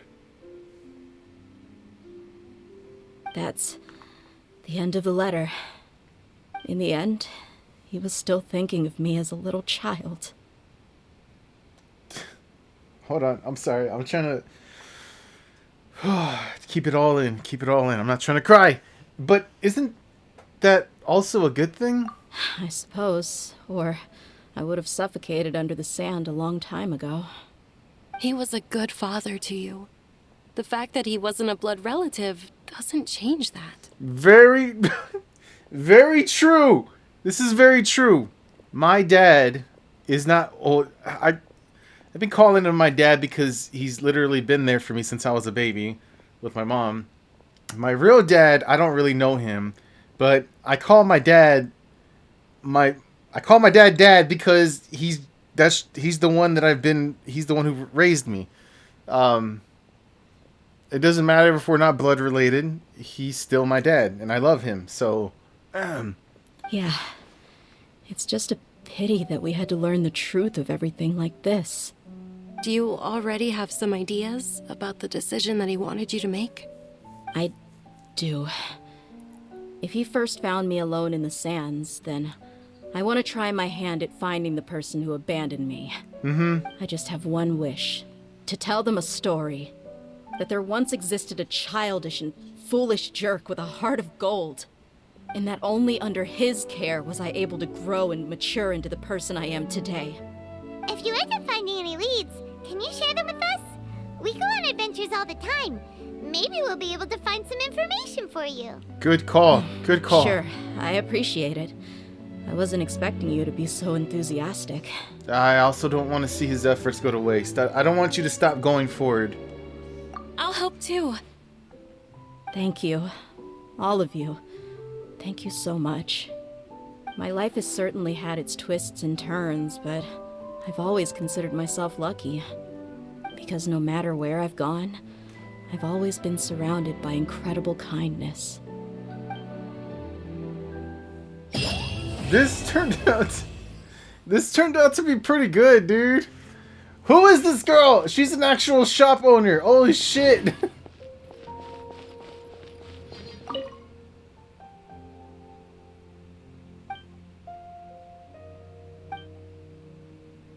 Oh, you can duel her. What the fuck?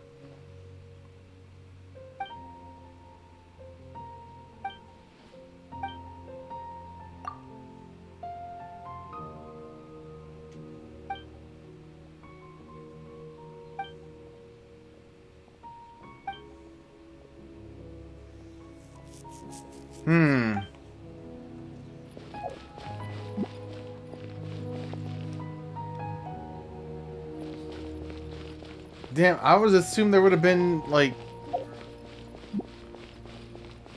a little more, like, after each of these chapters or whatever, these story quests, there's usually more dialogue to talk to, like, the characters and stuff. Are they like somewhere else? I wouldn't even know. Maybe at this spot. Hmm.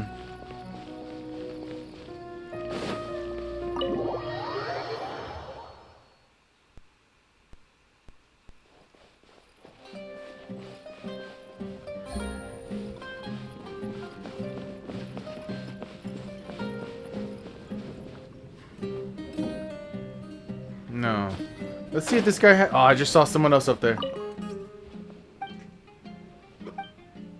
You have anything to buy?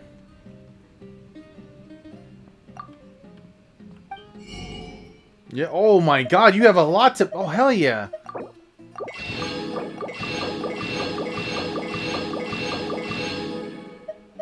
The fuck is this? Charcoal baked?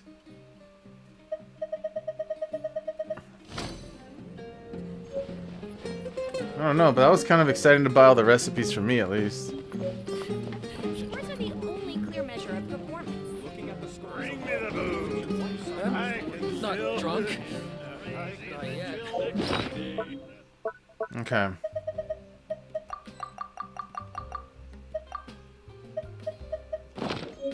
I'm still very happy about the key. I mean, I know I spent some money, but it is what it is. It is what it is. So yeah, guys, I'm gonna end it there. I hope you guys enjoyed it. That was definitely a long journey that I was not expecting. But yeah, I'm gonna end it. I hope to see you guys for the next one, which I'll probably be doing. Wait, how do I look at the...